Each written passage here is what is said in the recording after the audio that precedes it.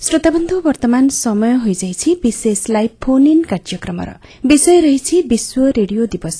विशेषज्ञ भाव जोग देउछन्ति आकाशवाणीर पूर्वतन उपमहानिर्देशक अभियांत्रिक श्री प्रकाश कुमार पति एवं पूर्वतन उपनिर्देशक कार्यक्रम श्री तरुण कांति राउत। कार्यक्रम को संयोजन करुछन्ति आकाशवाणी कटकर कार्यक्रम निष्पादक श्री दुर्गा माझी।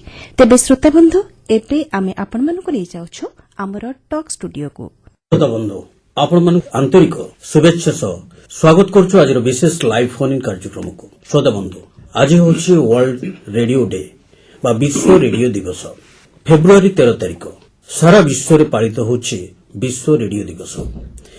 यह केवल एक दिन नुहे, यह होछि रेडियो रो अवदान को स्मरण करिवार अवसर।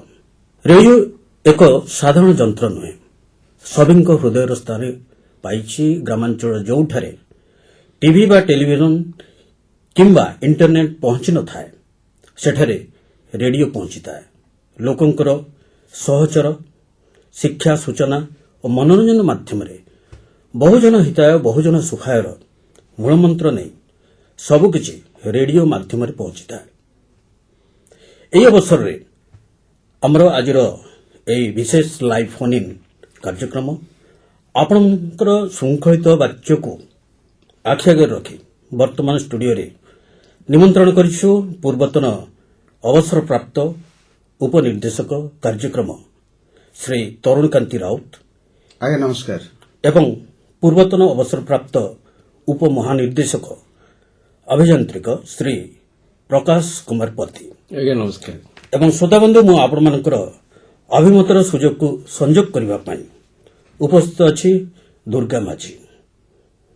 तबे उभय को आम स्वागत करुचु विशेषकर लाइव फोन इन प्रश्न मंच कार्यक्रम। तबे श्रोताबंधु विश्व रेडियो दिवस अवसर रे स्टूडियो रे जो आमर विशेषज्ञ उपस्थित अछंती आम जो स्वागत करुचु।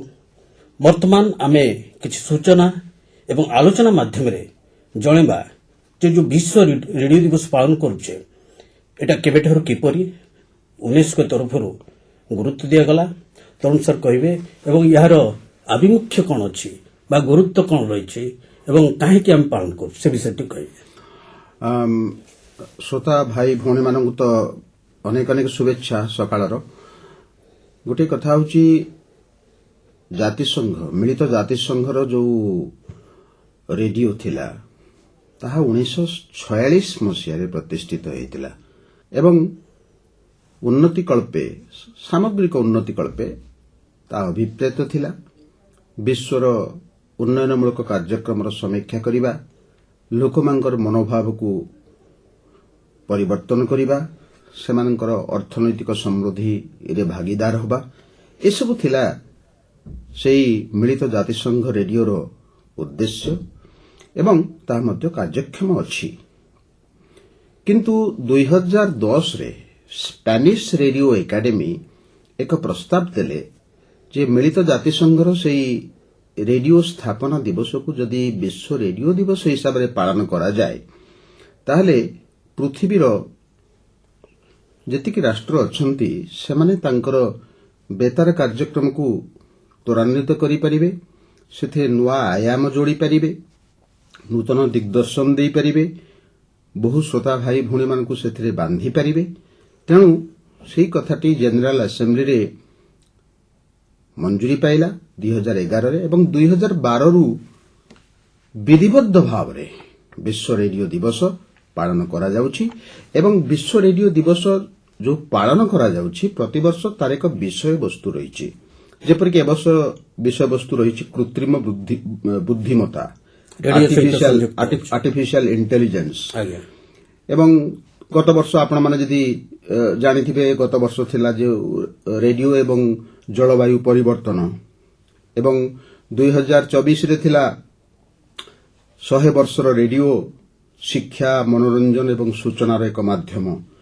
2023 रे थिला रेडियो एवं शांति, 2022 रे थिला रेडियो एवं विश्वास, 2021 रे थिला नुआ पृथ्वी नुआ रेडियो, 2020 रे थिला विविधता, 2019 रे थिला ସ୍ପୋର୍ଟସ 2017ରେ ଥିଲା 18ରେ ଥିଲା ରେଡିଓ ଏବଂ ସାମଗ୍ରିକ ଉନ୍ନତି ଏବଂ 2017ରେ ଥିଲା ରେଡିଓ କେବଳ ଆପଣ ହିଁ ରେଡିଓ। ତ ଏଇଭଳି 2012ରୁ ପ୍ରତ୍ୟେକ ବିଷୟ ଉପରେ ଆଧାରିତ ହୋଇ ଫେବୃଆରୀ 13 ତାରିଖକୁ ସମଗ୍ର ବିଶ୍ୱ ରେଡିଓ ଦିବସ ହିସାବରେ ପାଳନ କରି ଆସୁଛନ୍ତି। ଏଥିପାଇଁ ମେଳା, ରେଡିଓର ବିଭିନ୍ନ ଦିଗ ସମ୍ପର୍କରେ ଆଲୋଚନା, ଶ୍ରୋତା ଭାଇ ଭଉଣୀମାନଙ୍କର ଅଭିମତକୁ ଅଗ୍ରାଧିକାର ପ୍ରଦାନ, ଏସବୁକୁ ନେଇ ବିଭିନ୍ନ ଉତ୍ସବ ସମାବେଶ ମଧ୍ୟ ହେଉଛି ଏବଂ ଲୋକମାନେ ଭାଗ ନେଉଛନ୍ତି। ତେଣୁ ଆମର ଯେଉଁ ଷ୍ଟୁଡିଓରେ ଟେଲିଫୋନ ଅଛନ୍ତି ଭାଇ ଭଉଣୀମାନଙ୍କୁ ଆମେ କହିଦେଲେ ସେମାନେ ତାଙ୍କର ବଳିଷ୍ଠ ମତାମତ ଦେବେ। ରେଡିଓ ତାଙ୍କ ଜୀବନକୁ କେମିତି ପ୍ରଭାବିତ କରିଛି ଏବଂ ତାଙ୍କର ଯେଉଁ ମନ ଆଉ ମନନରେ ଏକ ପରିବର୍ତ୍ତନ ଆଣିଛି, ତାଙ୍କର ଜୀବନକୁ ବଦଳେଇ ଦେଇଛି, ଯେଉଁ ନୂଆ ମୂଳ ସୃଷ୍ଟି କରିଛି ସେମାନଙ୍କ ଜୀବନ। ନିଶ୍ଚିତ।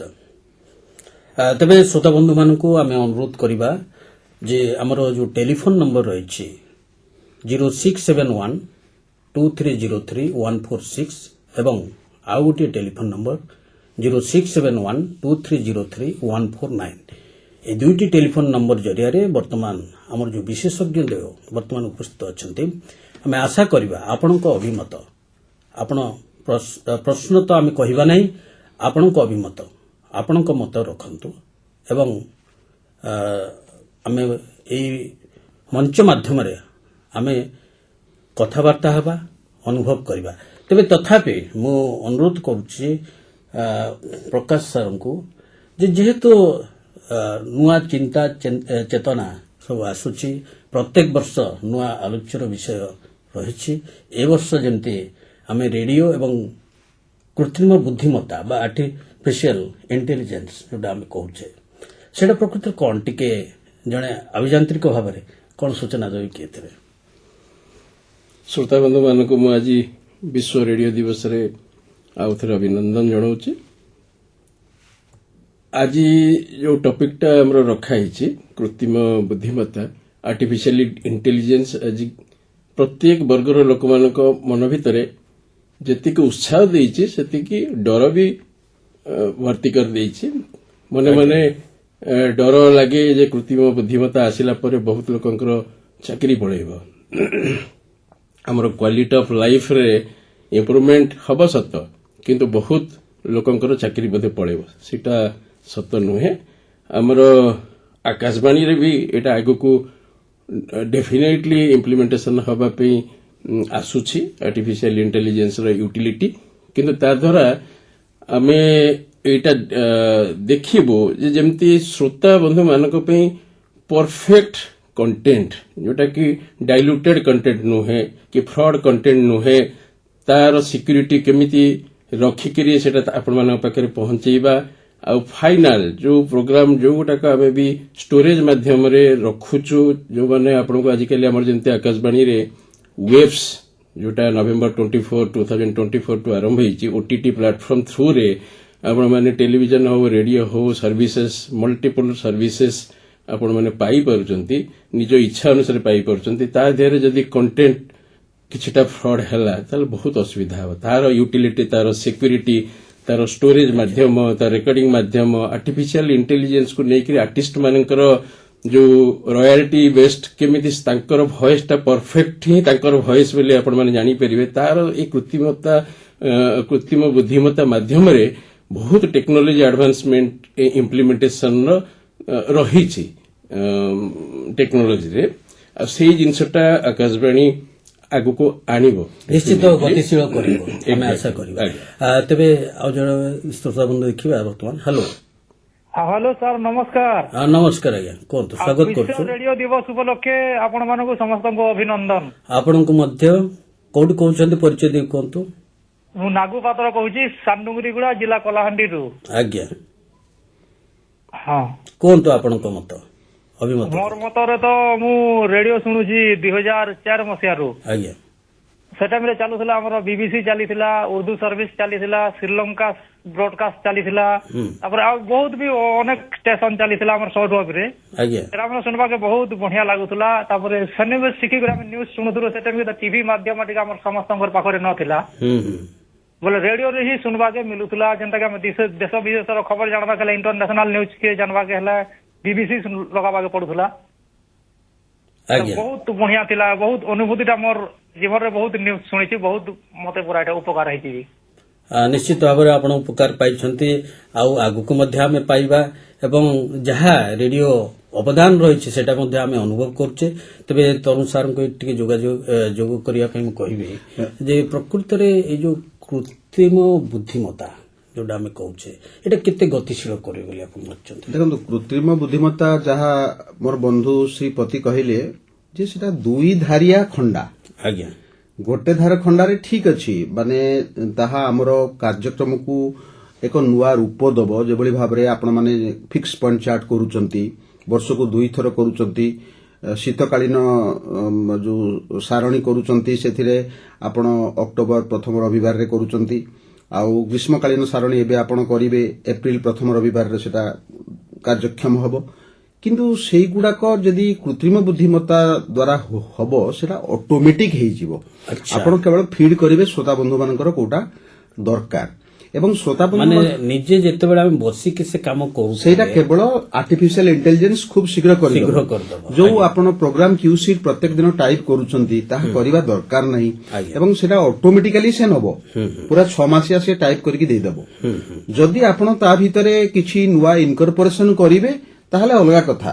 ଧରନ୍ତୁ ପ୍ରଧାନମନ୍ତ୍ରୀଙ୍କର ମାନନୀୟ ପ୍ରଧାନମନ୍ତ୍ରୀ କି ମାନନୀୟ ରାଷ୍ଟ୍ରପତିଙ୍କର କୌଣସି କାର୍ଯ୍ୟକ୍ରମ ଅଛି ସେଟା ଏକ ନୂଆ କାର୍ଯ୍ୟକ୍ରମ ସେଥିରେ ଆପଣ ଇନକର୍ପୋରେଟ୍ କଲେ ଆପଣ ତ 6 ମାସ ପୂର୍ବରୁ ସେ ଜାଣିନଥିଲେ ତ ସେଇଟା କୃତ୍ରିମ ବୁଦ୍ଧିମତ୍ତା ମାଧ୍ୟମରେ ସେଡୁଲିଂ ହେଇପାରିବ ନୂତନ ଆଉ ଗୋଟେ କଥା ହଉଛି ଶ୍ରୋତା ବନ୍ଧୁ ମାନଙ୍କର ଯୋଉ ମତାମତ ସେଟା ଯୋଉ ଆମେ ଶ୍ରୋତା ଅନୁସନ୍ଧାନ ଏକାଂଶ କରୁଛି ସେଟା ବି ଆଉ ଦରକାର ନାହିଁ କାରଣ ଶ୍ରୋତା ବନ୍ଧୁ ମାନଙ୍କର ଯୋଉ ଫିଡବ୍ୟାକ୍ ଗୁଡାକ ଆପଣ ପ୍ରତ୍ୟେକ କାର୍ଯ୍ୟକ୍ରମ ଶେଷରେ ପାଇଯାଇ ପାରିବେ ତାପରେ ଆମେ ପରେ ଆସିବା ଡିଜିଟାଲ ରେଡିଓ ମଣ୍ଡିଆଲ ଯୋଉଟା କି ଶ୍ରୀଯୁକ୍ତ ପ୍ରତୀପ ପରେ କହିବେ ଏବଂ ଆକାଶବାଣୀ ମଧ୍ୟ ତାର ଯୋଉ ଆନାଲୋଗ ମିଡିୟମରେ ସେଇଟାକୁ ସାଇମୁଲକାଷ୍ଟ କରିବା ପାଇଁ ଆରମ୍ଭ କରିଛି ଏବଂ ତାହା ମଧ୍ୟ ଗ୍ରାଜୁଆଲି ସେଟା ବି ହବ ସେଥିରେ ଆପଣ ଟେକ୍ସଟ ମଧ୍ୟ ପାଇବେ ଯୋଉ ସମୟଟା ଆପଣଙ୍କର ଯୋଉ କମ୍ପେୟାର ବା ଉପସ୍ଥାପକ ଉପସ୍ଥାପିକା ମାନେ କହୁଛନ୍ତି ଯେ ଏ କାର୍ଯ୍ୟକ୍ରମର ପ୍ରଯୋଜକ ଏହା କି ଏ କାର୍ଯ୍ୟକ୍ରମର ଉପସ୍ଥାପନା କରିଥିଲେ ଅମକେ ଲୋକ ବା ଏ ଗୀତର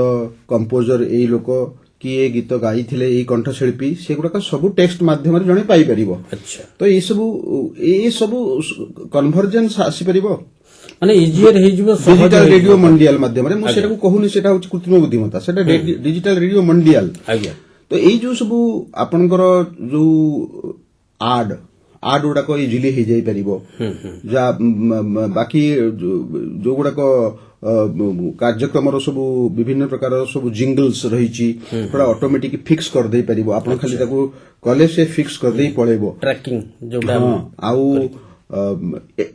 ଗୋଟେ ପ୍ରକାରର ମଣିଷର କାର୍ଯ୍ୟ ଅଧା କରିଦେବ ତାପରେ ସ୍କ୍ରିପ୍ଟିଂ ମଧ୍ୟ ଆପଣ ଆର୍ଟିଫିସିଆଲ ଇଣ୍ଟେଲିଜେନ୍ସ ମାଧ୍ୟମରେ କରିପାରିବେ ଯୋଉ ମନ୍ କି ବାତ ଆପଣ କରୁଛନ୍ତି ଆର୍ଟିଫିସିଆଲ ଇଣ୍ଟେଲିଜେନ୍ସ ମଲ୍ଟିପୁଲ ଲାଙ୍ଗୁଏଜରେ ସେଟାକୁ ଅନୁବାଦ କରିଦେଇ ପାରିବ ଏବଂ ଆପଣ କେବଳ ଦେଖିବେ କିନ୍ତୁ ମନେ ରଖିବା ଦରକାର ନିଆଁ ମଣିଷ ନିଆଁ ଲଗାଏ ନିଆଁ ଲଗାଇଲେ ଅସୁବିଧା ତେଣୁ ତାକୁ କେମିତି ବ୍ୟବହାର କରା ମାନେ ଏଇ ଯୋଉ ଡିପ୍ ଫେକ୍ ଯୋଉଟାକୁ କୁହାଯାଉଛି ଏବେ ସରକାର ଏକ ଆଇନର ସଂଶୋଧନ କରିଛନ୍ତି ଏବଂ ସେଟା ହେଉଛି ଯୋଉ ସୂଚନା ପ୍ରଯୁକ୍ତି ଆଇନ 2021ର ଯୋଉ ଡିଜିଟାଲ ଏଥିକ୍ସ ଆଇନ ତାହା ଫେବୃଆରୀ 20ରୁ କାର୍ଯ୍ୟକ୍ଷମ ହେବ ସେଥିରେ ସେ କହିଛନ୍ତି ଯଦି ଆପଣ ଡିପ୍ ଫେକ୍ ବା ସିନ୍ଥେଟିକ୍ କଣ୍ଟେଣ୍ଟ ଯୋଉଟା ଆପଣ ଏଆଇ ମାଧ୍ୟମରେ ତିଆରି କରୁଛନ୍ତି ଧରନ୍ତୁ ଦୁର୍ଗା ବାବୁ ନୁହନ୍ତି କିନ୍ତୁ ଅନ୍ୟର ଶରୀର ଉପରେ ଦୁର୍ଗା ବାବୁଙ୍କର ମୁହଁ ରଖିକିରି ସେଇ କାର୍ଯ୍ୟ ଗୁଡାକ ତୁଲେଇବା ଏବଂ ତାକୁ ମଧ୍ୟ ଆପଣ ଟ୍ୱିଟ୍ କରିବା ଡିପ୍ ଫେକ୍ ମାନେ ହଉଛି ଗଭୀର ପ୍ରବଞ୍ଚନା ଯୋଉଡାକ ସେଗୁଡା କେବଳ ଯେ ଇମେଜରେ ହେଇପାରିବ ନୁହେଁ ଏପରିକି ଭଏସରେ ମଧ୍ୟ ହେଇପାରିବ ଧରନ୍ତୁ ଆମ ଭଏସକୁ ମଧ୍ୟ ଆପଣ ଫ୍ରିକ୍ୱେନ୍ସିରେ କମେଇ ଦେଇକି ନାରୀ ଭଏସ କରିଦେଇ ପାରିବେ ବା କୋଉ କାର୍ଯ୍ୟକ୍ରମ ଧରନ୍ତୁ ଆପଣଙ୍କର ଏକ କାର୍ଯ୍ୟକ୍ରମ ଥିଲା ସେ କାର୍ଯ୍ୟକ୍ରମରେ ଭଏସ ଗୁଡାକୁ କାଟିକି ଅନ୍ୟର ଭଏସ ମଧ୍ୟ ଆପଣ ଡିପ୍ ଫେକ୍ ଜରିଆରେ କରିଦେଇ ପାରିବେ ସେଗୁଡାକ ସବୁ ହଉଛି ଗଭୀର ପ୍ରବଞ୍ଚନା।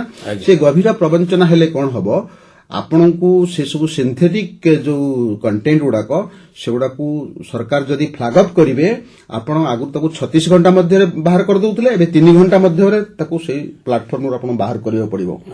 ଆଉ ଗୋଟେ କଥା ହଉଛି, ଆପଣ ଲେବେଲିଂ କରିବେ। ଯେମିତି ଆମେ ଖଣ୍ଡେ କାଗଜ, ଏ କାଗଜରେ ଗୋଟେ ୱାଟର ମାର୍କ ଅଛି, ଡାଣ୍ଡି ରୋଲିଂ ହେଇକରି ଆପଣ ଦେଖିବେ ଯେ କାଗଜ ଆଣିବେ, ସେ କାଗଜରେ ଗୋଟେ ୱାଟର ମାର୍କ, ଗୋଟେ ହାତୀର ଚିତ୍ର ଥିବ, ଗୋଟେ କଣ ଚିତ୍ର ଥିବ। ସେଇଭଳି ଆପଣ ଯୋଉଟାକୁ ଏଆଇ ଜେନେରେଟେଡ୍ ଆପଣ ଭାବୁଛନ୍ତି, ସେଟାକୁ ଆପଣ ଗୋଟେ ଲେବେଲିଂ କରିବେ। ଲେବେଲିଂ ନ କଲେ ସେଟା ଓରିଜିନାଲ ଇନଫର୍ମେସନ ବୋଲି ଜଣା ପଡିବ। ତାକୁ ଲେବେଲିଂ କଲେ ଲୋକ ଜାଣିବେ ଏଇଟା ହଉଛି ଏଆଇ ଜେନେରେଟେଡ୍। ତ ଏଇ ସବୁ ଜିନିଷ ଆପଣଙ୍କୁ କରିବାକୁ ପଡିବ। ଏହା ଫେବୃଆରୀ 20 ତାରିଖରୁ କାର୍ଯ୍ୟକ୍ଷମ ହବ। ଆଉ ସବୁଠୁ ବଡ କଥା ହଉଛି, ଏଇ ଯୋଉ ଏଆଇ ର ଯୋଉ ଧରମ ବାପା, ଯେ ଏଆଇ କୁ କହିବାକୁ ଗଲେ ସୃଷ୍ଟିକର୍ତ୍ତା ଜେଫ୍ରି ହିଣ୍ଟନ ଏବେ ସେ ଅବସର ଗ୍ରହଣ କରିଛନ୍ତି। ସେ କହିଛନ୍ତି ଏଆଇ ମଣିଷର ଜ୍ଞାନଠୁ 4 ଗୁଣା ପ୍ରଖର। ସତ କଥା, ମଣିଷର ଯେତିକି ଜ୍ଞାନ ଅଛି ବା ମଣିଷର ଯେତିକି ବୁଦ୍ଧିମତା ଅଛି ତାଠୁ 4 ଗୁଣା ପ୍ରଖର। କିନ୍ତୁ ତା ପାଖରେ ବିଚାର ଶକ୍ତି ନାହିଁ, ତା ପାଖରେ ବୋଧ ଶକ୍ତି ନାହିଁ, ବୋଧ ପ୍ରବାହ ନାହିଁ, ତା ପାଖରେ ତାର୍କିକ ଅନୁଭୂତି ନାହିଁ। ଯେହେତୁ ତା ପାଖରେ ତାର୍କିକ ଅନୁଭୂତି ନାହିଁ, ଆପଣ ଏଭଳି ଏକ ରେଳଗାଡ଼ିରେ ଗତି କରୁଛନ୍ତି, ସେ ନିଜେ ଟ୍ରାକ୍ ବି ତିଆରି କରିଦେଇପାରିବ। ଫଳରେ ଆପଣ ଯିବା କଥା କଟକରୁ ଭୁବନେଶ୍ୱର, ସେ ଟ୍ରାକ୍ କରିଦେବ, ଆପଣ ପଳେଇବେ ଯାଇକି ହାଇଦ୍ରାବାଦରେ ଆପଣ ଓହ୍ଲେଇ ଯାଇପାରନ୍ତି। ଆଉ ଏକ ଟ୍ରେନ୍ ଆସୁଥିବ, ଆପଣ କୋଲିଜନ ହେଇପାରିବ। ଏଆଇ ଠୁ ଆହୁରି ଡେଞ୍ଜରସ୍ ଆସୁଛି ଏଜିଆଇ, ଆର୍ଟିଫିସିଆଲ ଜେନେରାଲ ଇଣ୍ଟେଲିଜେନ୍ସ। ସେଟା ତ ମଣିଷର ନ୍ୟୁରାଲ ନେଟୱାର୍କକୁ ବି ନେଇଯିବ ତା ଭିତରକୁ, ଏବଂ ତାହା ମଧ୍ୟ ଡେଞ୍ଜରସ୍। ମାନେ ଏଆଇ ଗୋଟେ ସୌର ନୁହେଁ, ଆମର ଏଆଇ ଏକ ଯନ୍ତ୍ର, ଏଆଇ କୁ ଏକ ଯନ୍ତ୍ର ହିସାବରେ, ଏକ ସାହାଯ୍ୟକାରୀ ଟୁଲ ହିସାବରେ ୟୁଜ୍ କରିବା ଦରକାର, ମଣିଷର ବିକଳ୍ପ ନୁହେଁ। ସେ ଭାବ କିଛି ବୁଝିପାରିବ ନାହିଁ, କିନ୍ତୁ ସମୟ ଆସୁଛି ସେ ବୁଝିପାରିବ ଏବଂ ମଣିଷଠୁ ଆହୁରି ପ୍ରଖର ହେଇପାରିବ ଏଜିଆଇ। କିନ୍ତୁ ଏଆଇ ରୁ ଯଦି ଆମେ ସତର୍କ ହେଇଯିବା, ତାହେଲେ ଏଜିଆଇ ବେଳକୁ ସେ ସତର୍କତା ମଧ୍ୟ ଆମ ପାଖରେ କାଏମ ରହିବ। ଆମେ ଏଆଇ କୁ, ଯେଟା ଶ୍ରୀଯୁକ୍ତ ପତି କହିଲେ, ଆମର ସାହାଯ୍ୟକାରୀ ଟୁଲ ହିସାବରେ ତାକୁ ବ୍ୟବହାର କରିବା। ଆମର ସେଡୁଲିଂ ରେ ୟୁଜ୍ କରିବା, ପ୍ଲେ ଲିଷ୍ଟରେ ୟୁଜ୍ କରିବା, ସର୍ଭରରେ ତାକୁ ରଖିବା ପାଇଁ ୟୁଜ୍ କରିବା। ଏଆଇ ମଧ୍ୟ ଆପଣଙ୍କର ଯୋଉ କନଭର୍ସନ କରୁଛି, ଯୋଉ 5 ଇଞ୍ଚିଆ ଟେପ୍ କି 7 ଇଞ୍ଚିଆ ଟେପ୍ ରେ, ଯୋଉ ସ୍ପୁଲ ଟେପ୍ ରେ ସବୁ ରହିଛି କାର୍ଯ୍ୟକ୍ରମ, ତାକୁ ଯୋଉ କନଭର୍ଟ ମଧ୍ୟ ପ୍ରକ୍ରିୟା ଏଆଇ ମାଧ୍ୟମରେ ହେଇପାରିବ, ତ୍ୱରାନ୍ୱିତ ହେଇପାରିବ, ଡିଜିଟାଇଜ ହେଇପାରିବ। ସେସବୁ କରିବା। ଏବଂ ଯୋଉ ଲେ ଅଫ୍ କଥା କୁହାହଉଛି, ହଁ ଠିକ୍ ଅଛି, ଆମେ ବହୁତ ଲୋକଙ୍କୁ ହୁଏତ ହରେଇବା, ଚାକିରି ମଧ୍ୟ କିଛି ଯିବ, କିନ୍ତୁ ଚାକିରିର ନୂଆ ଦିଗ ମଧ୍ୟ ସୃଷ୍ଟି ହେବ।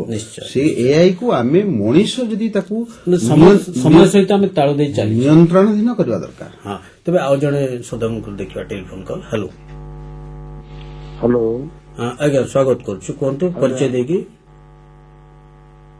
ପରିଚୟ ହେଉଛି, ମୁଁ ସୁନୀଲ କାନ୍ତ ମହାନ୍ତି, ଦେଓକାଲି ଶଙ୍ଖତରାସୁରୁ କହୁଛି।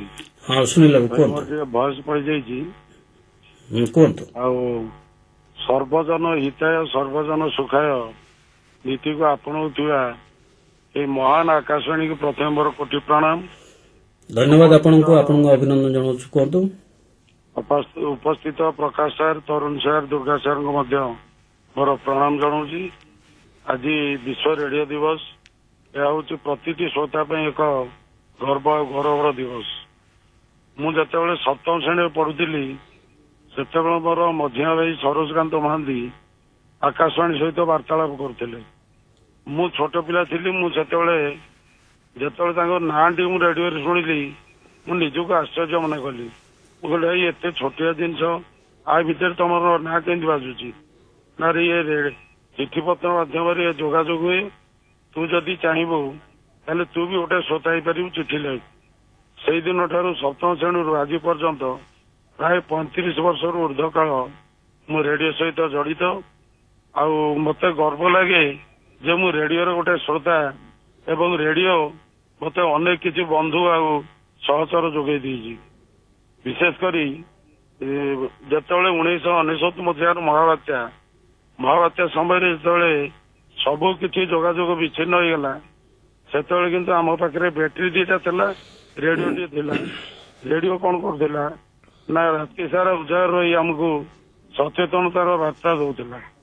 ଏବଂ ସେଇ ସଚେତନତାର ବାର୍ତ୍ତା ପାଇ ଆମେ ନିଜକୁ ସୁରକ୍ଷିତ ମନେ କରୁଥିଲୁ।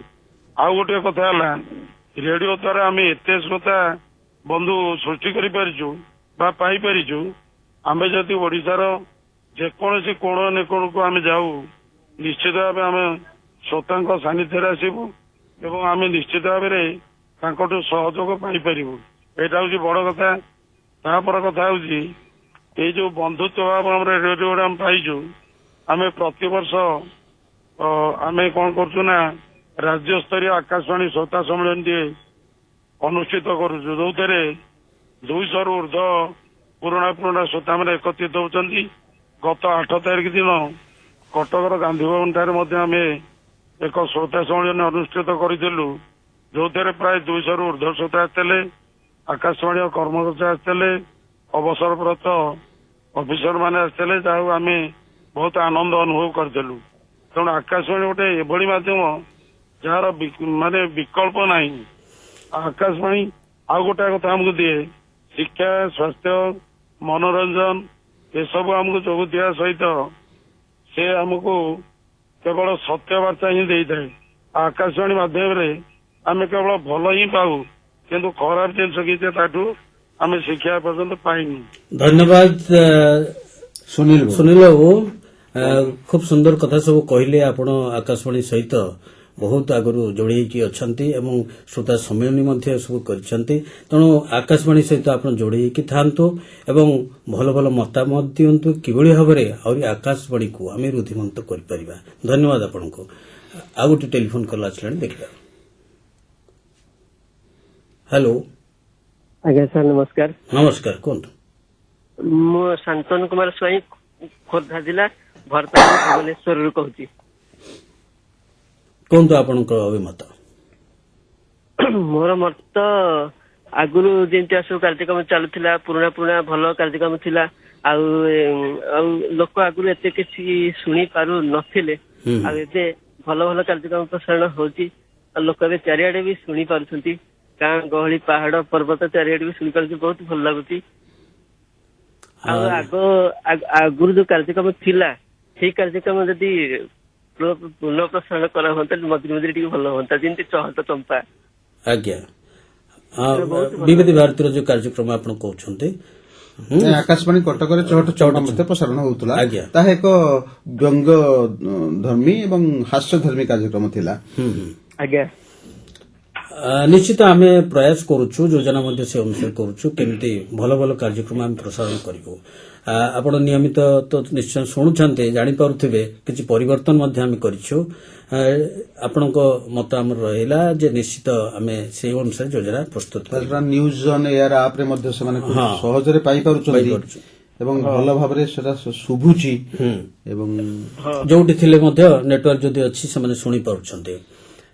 ତେବେ ପତି ସାର୍, ଆପଣ କହିବେ ଆମର ଯୋଉ ରେଡିଓ ନେଟୱାର୍କ ଅଛି, ଆମ ଓଡ଼ିଶାର କଥା ଯଦି ଆମେ କହିବା, କେତେ ଦୂର ଲୋକମାନଙ୍କ ପାଖରେ ପହଞ୍ଚି ପାରୁଛି, ଦୁର୍ଗମ ଅଞ୍ଚଳ ହଉ ଯୋଉଠି ହଉ, ସେ ବିଷୟରେ ଟିକେ ଧାରଣା ଦେବେ। ଦେଖନ୍ତୁ, ପ୍ରଥମେ ଆମେ ରେଡିଓ ଲୋକମାନଙ୍କ ପାଖରେ ପହଞ୍ଚି ପାରୁଥିଲେ କେବଳ ଆମର ଟେରେଷ୍ଟ୍ରିଆଲ ଟ୍ରାନ୍ସମିଟର ମାଧ୍ୟମରେ, ଯୋଉଥିରେ ଏଏମ୍ ବ୍ରଡକାଷ୍ଟିଂ ମାଧ୍ୟମରେ ପହଞ୍ଚୁଥିଲେ। ଯେମିତି କଟକରେ ଟ୍ରାନ୍ସମିଟର ହେଲା, ତାପରେ ସମ୍ବଲପୁରରେ, ତାପରେ ଜୟପୁରରେ, ଏମିତି ହେଇକି ବହୁତ ଗୁଡେ ଷ୍ଟେସନରେ ଆମର ଟ୍ରାନ୍ସମିଟର ମାଧ୍ୟମରେ ହିଁ ଆମେ ପହଞ୍ଚୁଥିଲେ। ରେଡିଓର ଯୋଉ ଆଣ୍ଟେନାଟା ଅଛି ତାରି ମାଧ୍ୟମରେ ଶୁଣୁଥିଲେ। ତାପରେ ଏଫଏମ୍ ଆସିଲା, କ୍ୱାଲିଟି କେମିତି ଅଡିଓ କ୍ୱାଲିଟି ଆଉ ଟିକେ ବେଟର ହବ, ତ ଏଫଏମ୍ ଆସିଲା। ଯଦିଓ ଏଫଏମ୍ ର ରେଞ୍ଜ ଟିକେ କମ୍ ଥିଲା, କିନ୍ତୁ ଏମ୍ ଅପେକ୍ଷା କିନ୍ତୁ କ୍ଲାରିଟି ଥିଲା। ତାପରେ ଆପଣଙ୍କର ଆସିଲା ଯୋଉ ନ୍ୟୁଜ ଅନ୍ ଏୟାର ଆପ୍ ମାଧ୍ୟମରେ, ଯେତେବେଳେ government of India, government of Odisha ଚାହିଁଲେ ଯେ ଆମର ସବୁ ଜାଗାରେ ଇଣ୍ଟରନେଟ୍ ଫାସିଲିଟିଟା ଆଭେଲେବଲ୍ ରହୁ, ସେ ୱାର୍ଡ ଇଣ୍ଟରନେଟ୍ ହଉ କିମ୍ବା ୱାୟାରଲେସ୍ ଇଣ୍ଟରନେଟ୍ ହଉ। ମୋବାଇଲଟା ନର୍ମାଲି ୱାୟାରଲେସ୍ ଇଣ୍ଟରନେଟ୍ ସିମ୍ ମାଧ୍ୟମରେ ପାଉଛେ ଆମେ, ଯଦି ତାର ସ୍ପିଡ୍ ଠିକ୍ ରହିଲା ତା ମାଧ୍ୟମରେ ସିଗ୍ନାଲଟା ଆମେ ପହଞ୍ଚେଇ ପାରୁଛେ। ଯେତେବେଳେ ଟେକ୍ନୋଲୋଜି, ନୂଆ ଟେକ୍ନୋଲୋଜି ଆସୁଛି, ଆମେ ସେଇ ଅନୁସାରେ ପବ୍ଲିକଙ୍କ ପାଖରେ ପହଞ୍ଚି ପାରୁଛେ। ଆମର ଏଏମ୍ ଏଫଏମ୍ ଟ୍ରାନ୍ସମିଟର ମାଧ୍ୟମରେ ଯଦିଓ ଆମେ କହୁଛେ ଯେ 92% କଭରେଜ ଆମ ଓଡ଼ିଶା କରିଛି, ତଥାପି ଆମର ଯୋଉ ଟେରାଇନ୍ ଅଛି, ଏଫଏମ୍ ଟା ପାହାଡିଆ ଅଞ୍ଚଳରେ ଟିକେ ପାଇବା କଷ୍ଟ, ତା ରେଞ୍ଜଟା କମିଯାଏ, କିନ୍ତୁ ଏଏମ୍ ଟା ପାହାଡକୁ କ୍ରସ୍ କରି ପଳେଇଯାଏ। ଇଭେନ୍ ଏଏମ୍ ସିଗ୍ନାଲ ରାତିରେ ୟୁରୋପରେ ବି ଯାଇ ପହଞ୍ଚିଯାଏ। ସେଟା ଆମର ସାଲାଇନ୍ କ୍ଲାଇମେଟ୍, ମାନେ ସମୁଦ୍ର ମାଧ୍ୟମରେ ବି ଯାଇ ବେଳେବେଳେ ପହଞ୍ଚିଯାଏ। ସେଥିରେ ଅନସର୍ଟନିଟି ଥାଏ, କିନ୍ତୁ ଯୋଉ ନ୍ୟୁଜ ଅନ୍ ଏୟାର ଆପ୍ ଆମର ଯଦି ଯୋଉ ମୋବିଲିଟିଟା କନଫର୍ମ ରହିଲା, ଇଣ୍ଟରନେଟ୍ ଫାସିଲିଟି ସିମ୍ ମାଧ୍ୟମରେ କ୍ୟୁଆର୍ଡରେ ଯଦି କନଫର୍ମ ରହିଲା ତାହେଲେ ସିଗ୍ନାଲରେ ବ୍ରେକ୍ ଆସିବନି। ତେଣୁ ଯୋଉ ଆମର ବନ୍ଧୁ କହିଲେ ଯେ ଆମର ବହୁତ ଲୋକ ଏବେ ଶୁଣି ପାରୁଛନ୍ତି, ବହୁତ ଲୋକ ଶୁଣୁଛନ୍ତି, ସେଟା ପସିବଲ ହଉଛି ଆମର ନ୍ୟୁଜ ଅନ୍ ଏୟାର ଆପ୍ ବହୁତ ଲୋକ କରିପାରୁଛନ୍ତି।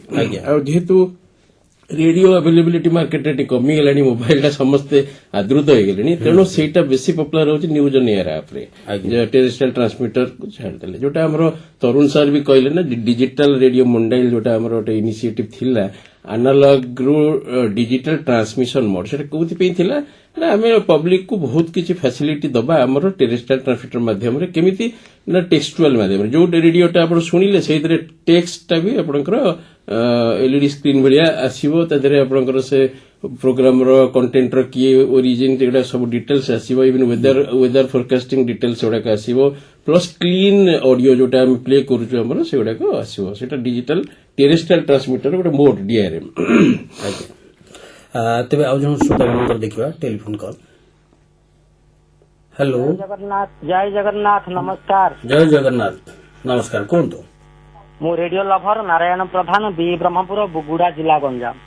ଆଜ୍ଞା, ପ୍ରଥମେ ତ ମୁଁ କହିବି ଜନବାଣୀ, ମନବାଣୀ, ଲାଭବାଣୀ, ସୁବାଣୀ, ଏ ମୋ ପ୍ରିୟ ଆକାଶବାଣୀ, ତୋ ପାଖରେ ମୁଁ ଚିର ସର୍ବଦା ଋଣୀ। ମୁଁ 2 ବର୍ଷରୁ ରେଡିଓ ଶୁଣି ଆସୁଛି, ଆଉ ରେଡିଓ ହଉଛି ମୋ ପାଇଁ ଗୋଟେ ସଙ୍ଗୀତ, ମୋ ପାଇଁ ଗୋଟେ ପେନ୍ କିଲର। କାହିଁକି ନା ଆମର ଶରୀରର କିଛି ବେଦନା ବା ଶରୀର କିଛି ବେମାର ହେଲେ ଆମେ ତା ପାଇଁ ମେଡିସିନ ଖାଉ, କିନ୍ତୁ ଆମ ଅନ୍ତରର ବେଦନା, ଆମ ହୃଦୟର ବେଦନାକୁ ଦୂର କରିଥାଏ ସଙ୍ଗୀତ, ଯାହାକି ମ୍ୟୁଜିକ ଥେରାପି ରୂପେ କାମ କରେ। ତେଣୁ ସବୁବେଳେ ମୁଁ ରେଡିଓ ଶୁଣେ, ଆଉ ରେଡିଓ ଶୁଣି ବହୁତ ଷ୍ଟେଟ୍ରୁ ମଧ୍ୟ ମୁଁ ପାଇଛି। ଲକ୍ଷ୍ନୌ ପାଇଥିଲି ସତା ଜଙ୍କସନ୍ ଆୱାର୍ଡ, ଏବଂ ଉତ୍ତରାଖଣ୍ଡ ଡେରାଡୁନ୍, ବିହାର ପାଟନା ପାଇଥିଲି ଅମୃତ ମହୋତ୍ସବ କୁଇଜରେ ବିଜେତା, ଏବଂ ମୁଁ 5 ଷ୍ଟେଟ୍ରେ ରାଇଜିଂ ଲିଷ୍ଟନର, ରେଗୁଲାର ଲିଷ୍ଟନର ଭାବେ ସାର୍ଟିଫିକେଟ୍ ପାଇଛି। ଆଉ ମତେ ରେଡିଓ ମତେ ଆଜି ସାରା ଭାରତରେ ପରିଚିତ କରାଇପାରିଛି। ତେଣୁ ମୁଁ ରେଡିଓ ପାଇଁ ପଦେ ଏମିତି ରାତି ସେ ଯେ ଅଭୁଲା ସ୍ମୃତି, ରେଡିଓ ଶୁଣି ଶୁଣି ଦିନ ଯାଉ ଗୋବିତି, ଦେଖ ରେଡିଓ କହେ सभी श्रोतांको काने, देखो रेडियो कहे सभी श्रोतांको काने, मु तुम सुख दुखर साथी, खरा बरसा बन्या बात्या सूचना दिए, भजन जनाण संगीत सुनाई सभी मन को मोहे, खरा बरसा बन्या बात्या सूचना दिए, भजन जनाण संगीत सुनाई सभी मन को मोहे, मते जिए करे निजर मुताकु केबे करे नि पर, मते जिए करे निजर मुताकु केबे करे नि पर, ए बंधन रही थाऊ जुग जुगर। बहुत बढ़िया, बहुत बढ़िया, बहुत सुंदर। मो निज लेखा आज्ञा, बहुत भल लगिला। आपण रेडियो केते भल पाउछंती आमे अनुभव करि पारुछु। आपण नियमित भाव में आम सहित जोगाजोग रहंतु। आपनको मत मध्य हमको अनेक समय चिठी माध्यम मध्य लिखंतु। आमे आशा करिवा एई बळी भाव में आमे जोड़ी रहिबा। निश्चय आगो को ए जो रेडियो रो जो भूमिका रहिछि से ताकू मध्य स्मरण करिवा, अनुभव करिवा। तबे तरुण सर, जेहेतु आपनकर अनेक दिनर अभिज्ञता ए रेडियो रे आपण थिले अवसर नहीं सत, किंतु रेडियो सहित संयुक्त होकर अच्छा आपण स्मृति पटरू किसी से भली अनुभव जो कथा आप कहे कि रेडियो मु मन करे जे रेडियो कार्यक्रम क्रमशः जो सुंदरतर होबाकू जाउछि, एइथिपई जे आमे जो कष्ट भोग करूथुलु से कष्ट वर्तमान आपण माने भोग करूनांती। आपण हुए तो भोग करिथिबे, कारण आपण मध्ये समसामयिक आमर, किंतु जो नुआ पीढ़ीर भाई भौणी माने आसुछंती रेडियो को, से माने से कष्ट भोग करूनांती। श्रीजुक्त पति मध्ये से कष्ट भोग करिथिबे।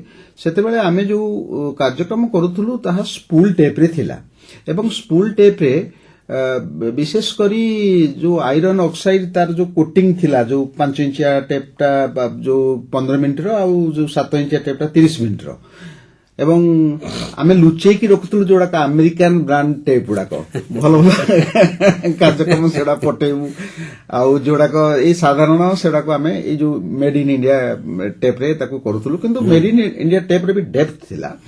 जा भी हो କିନ୍ତୁ ସେଗୁଡାକ ଆମେ ଯୋଉ କରୁଥିଲୁ ସେଥିରେ ବିଶେଷ କରି ଫଙ୍ଗସ ହେଇଯାଉଥିଲା। ପ୍ରଥମେ ଆମେ ରୁମାଲ ବାହାର କରିକି ସେ ଫଙ୍ଗସକୁ ଦେଖୁଥିଲୁ ଯେ କେତେ ରୁମାଲ କଳା ପଡିଯାଉଛି, ଫଙ୍ଗସ ପଳେଇ ଯାଉଛି ଏବଂ ପ୍ଲେବେକ୍ ହେଡରେ ମଧ୍ୟ ଫଙ୍ଗସ ରହିଯାଉଥିଲା। ତାକୁ ଆମେ ପ୍ରୋପେନରେ ପୋଛୁଥିଲୁ। ତାପରେ ଇଏ ହେଲା ଏକ ସେଥିରେ କାମ କରିବା ବହୁତ କ୍ଲିଷ୍ଟ ଥିଲା ଏବଂ ବିଶେଷ କରି ଯୋଉ ଟେପକୁ କାଟିବାକୁ ପଡୁଥିଲା ଏଡିଟିଂ ବେଳେ କଇଁଚିଟା ସବୁବେଳେ ପାଖରେ ରଖିବାକୁ ପଡୁଥିଲା। ତାକୁ ପୁଣି ଗୋଟେ ସେଲୋ ଟେପରେ ଜଏନ୍ କରିବାକୁ ପଡୁଥିଲା, କାରଣ ଯେତେ ଆପଣ ତାକୁ ରିୱାଇଣ୍ଡ କରୁଥିବେ ଏବଂ ପୁଣି ରିପ୍ଲେବ୍ୟାକ୍ କରୁଥିବେ ସେତେ ନଏଜ ପଶିବ ସେଥିରେ, କାର୍ଯ୍ୟକ୍ରମଟା ଭଲ ଲାଗିବନି। ଇଏ ହେଲା ଏକ, ସେ ଦୁଃଖ ମୋର ବହୁତ ଦିନ ଧରି ଥିଲା। ଆଉ ଗୋଟେ ପ୍ରିଣ୍ଟ ଥ୍ରୁ ହେଇଯାଉଥିଲା ଯେ ଆମେ ତାର ନିୟମ ହଉଛି ପ୍ରତିଶତ ତ ଜାଣିଛନ୍ତି ସେଗୁଡାକ ରେଡିଓର ଯୋଉ ଟେପ୍ ଗୁଡାକ ସେ ସବୁ ଭର୍ଟିକାଲି ରଖିବା କଥା, କିନ୍ତୁ ଲାଇବ୍ରେରୀରେ ସେଗୁଡାକ ସବୁ ପ୍ରାୟ ହରାଇଜେଣ୍ଟାଲ ହେଇକି ଥାଏ, ତେଣୁ ପ୍ରିଣ୍ଟ ଥ୍ରୁ ହେଇଯାଏ। ଯୋଉ କଥାଟା ଧରନ୍ତୁ ଆପଣ କହିବାକୁ ଚାହୁଁଛନ୍ତି ସେଟା ଆଗରୁ ପଳେଇ ଆସିବ, ରେକର୍ଡିଂଟା ଆଗରୁ ପଳେଇ ଆସେ। ତେଣୁ ତଦ୍ୱାରା କଣ ହୁଏ, ଭଲ ଲାଗେନି ଏବଂ କାର୍ଯ୍ୟକ୍ରମଟା ବି ଭାରି ଅସାର ଭଳିଆ ମନେ ହୁଏ। ତାକୁ ମଧ୍ୟ ଆମକୁ ଦେଖିବାକୁ ପଡୁଥିଲା। ତୃତୀୟରେ ଆଉ ଗୋଟେ କଥା ସେଥିରେ ଆମେ ଲକ୍ଷ୍ୟ କରିଛୁ ଯେ ଯୋଉ ଆମେ ମିକ୍ସରରେ କାମ କରୁଥିଲୁ ସେତେବେଳେ ବେଶୀ ଯୋଉ ସ୍ପିଡ ଭେରିଏସନ ହଉଥିଲା, ଯାହାଫଳରେ କି ଏଲାଇନମେଣ୍ଟ ଟେପ୍ ଆଣି ଏଲାଇନମେଣ୍ଟ କରୁ କରୁ ପ୍ରତ୍ୟେକ 10-15 ମିନିଟରେ ବି ଏଲାଇନମେଣ୍ଟ ଚାଲିଥିଲା। ରାତି ସାରା ବି ପ୍ରୋଗ୍ରାମ ହବାକୁ ପଡେ। ଇଞ୍ଜିନିୟର ମାନେ ମଧ୍ୟ ବହୁତ କଷ୍ଟ। ସେତେବେଳେ ସେମାନେ ଆମର ଭାଇ ଭଳି, ଆମର ଏବେ ବି ଭାଇ, କିନ୍ତୁ ସେତେବେଳେ ଇଞ୍ଜିନିୟରିଂ ଆଉ ପ୍ରୋଗ୍ରାମ ବୋଲି କିଛି ମୁଁ କାହିଁ କେବେ ଦେଖି ନାହିଁ। କେହି ଜଣେ କହିବ ଯେ ମୁଁ ଇଞ୍ଜିନିୟର, ମୁଁ ବି କହେ ପ୍ରୋଗ୍ରାମ, କାରଣ ବହୁତ ମୋର ଇଞ୍ଜିନିୟରିଂ ଭାଇ ମାନେ ରିଟାୟାର କଲେଣି, ସେମାନେ ରାତି ସାରା ସେମିତି ଛିଡା ହେଇଥାନ୍ତି ଏବଂ ରାତି ସାରା ପ୍ରୋଗ୍ରାମ କରାଯାଏ। ଏବେ ବିଶ୍ୱାସ କରିପାରିବେନି ଆମର ଯୋଉ ବର୍ତ୍ତମାନ ପିଢିର ଯୋଉ ପ୍ରୋଗ୍ରାମ ମେକର୍ସ ଅଛନ୍ତି, ଆଉ ସେଗୁଡାକ କରିବା ପାଇଁ ବହୁତ କଷ୍ଟ ହଉଥିଲା। ଏପରିକି କ୍ୟାସେଟରୁ ମଧ୍ୟ ଅଣା ହଉଥିଲା, କ୍ୟାସେଟ ରେକର୍ଡରରୁ ମଧ୍ୟ ଡାଇରେକ୍ଟ ଅଣା ହଉଥିଲା ଏବଂ ବହୁତ କଷ୍ଟ ଥିଲା ସେ କାର୍ଯ୍ୟକ୍ରମ। କିନ୍ତୁ ସେ କାର୍ଯ୍ୟକ୍ରମ ଏବେ ଯେତେବେଳେ ଆମେ ଶୁଣୁଛୁ କମ୍ପ୍ୟୁଟର କାର୍ଯ୍ୟକ୍ରମ ଅପେକ୍ଷା ମଧ୍ୟ ବହୁତ ଭଲ ଶୁଭୁଛି, ତାର ଯୋଉ ଡେପ୍ଥ, ନିଶ୍ଚୟ ନିଶ୍ଚୟ ଡେପ୍ଥ। ସେଥିପାଇଁ ବୋଧେ ଭଲ ଭଲ ମ୍ୟୁଜିକ ସବୁ ଆନାଲଗ ମିଡିୟମରେ ରେକର୍ଡିଂ କରାଯାଏ, ଚର୍ଚ୍ଚରେ ରେକର୍ଡିଂ କରାଯାଏ, ମାନେ ରିଆଲିଟି ଜଣାପଡେ। ହଁ, ଏବଂ ସେ କାର୍ଯ୍ୟକ୍ରମର ଯୋଉ ଡେପ୍ଥ, କମ୍ପ୍ୟୁଟର କାର୍ଯ୍ୟକ୍ରମର ସେ ଡେପ୍ଥ ନାହିଁ। ପ୍ରଥମେ ସେତେବେଳେ ଆମେ ବହୁତ ଏଇ ଯୋଉ ଚୋର୍ଜା ପ୍ରଥାକୁ ଜଗୁଥିଲୁ, ମାନେ ଏଇ ଯୋଉ କପିରାଇଟକୁ ଇନଫ୍ରିଞ୍ଜମେଣ୍ଟ ନ ହଉ। ତେଣୁ ଆମର ଯୋଉ ସାଉଣ୍ଡ ଇଫେକ୍ଟ ଗୁଡାକ ଆମେ ନିଜେ ସଂଗ୍ରହ କରୁଥିଲୁ ସୋର୍ସରୁ, ତ ନିଜେ ବି ତିଆରି କରୁଥିଲୁ ଷ୍ଟୁଡିଓରେ। ଏବେ ସେମାନେ ଯୋଉ କମ୍ପ୍ୟୁଟରରୁ ନେଇଯାଉଛନ୍ତି ଇଣ୍ଟରନେଟରୁ, ତାହା ମଧ୍ୟ ଦୋଷାବହ। କେତେବେଳେ ଆପଣ ଯୋଉ ତାକୁ ୟୁଟ୍ୟୁବରେ ଦେବେ, ବାଇଚାନ୍ସ ଯଦି କୌଣସି ସଂସ୍ଥା ଜାଣିବ ଯେ ଆପଣ ବିଭିନ୍ନ ସାଉଣ୍ଡ ସୋର୍ସରୁ ନେଇଛନ୍ତି, ସେ ଆପଣଙ୍କ ଉପରେ ମଧ୍ୟ କେସ୍ଟିଏ କରିଦେଇପାରେ। କିନ୍ତୁ ଆପଣ ଆଗରୁ ସେଗୁଡ଼ା ସବୁ କଷ୍ଟ ଥିଲା। ରାତି ରାତି ଉଜାଗର ହେଇ ମଧ୍ୟ କାହା ଗୁହାଳ ଘରେ ମଧ୍ୟ ଗୋରୁ ଖାଇବା ଶବ୍ଦ ମଧ୍ୟ ରେକର୍ଡିଂ କରାଯାଇଛି।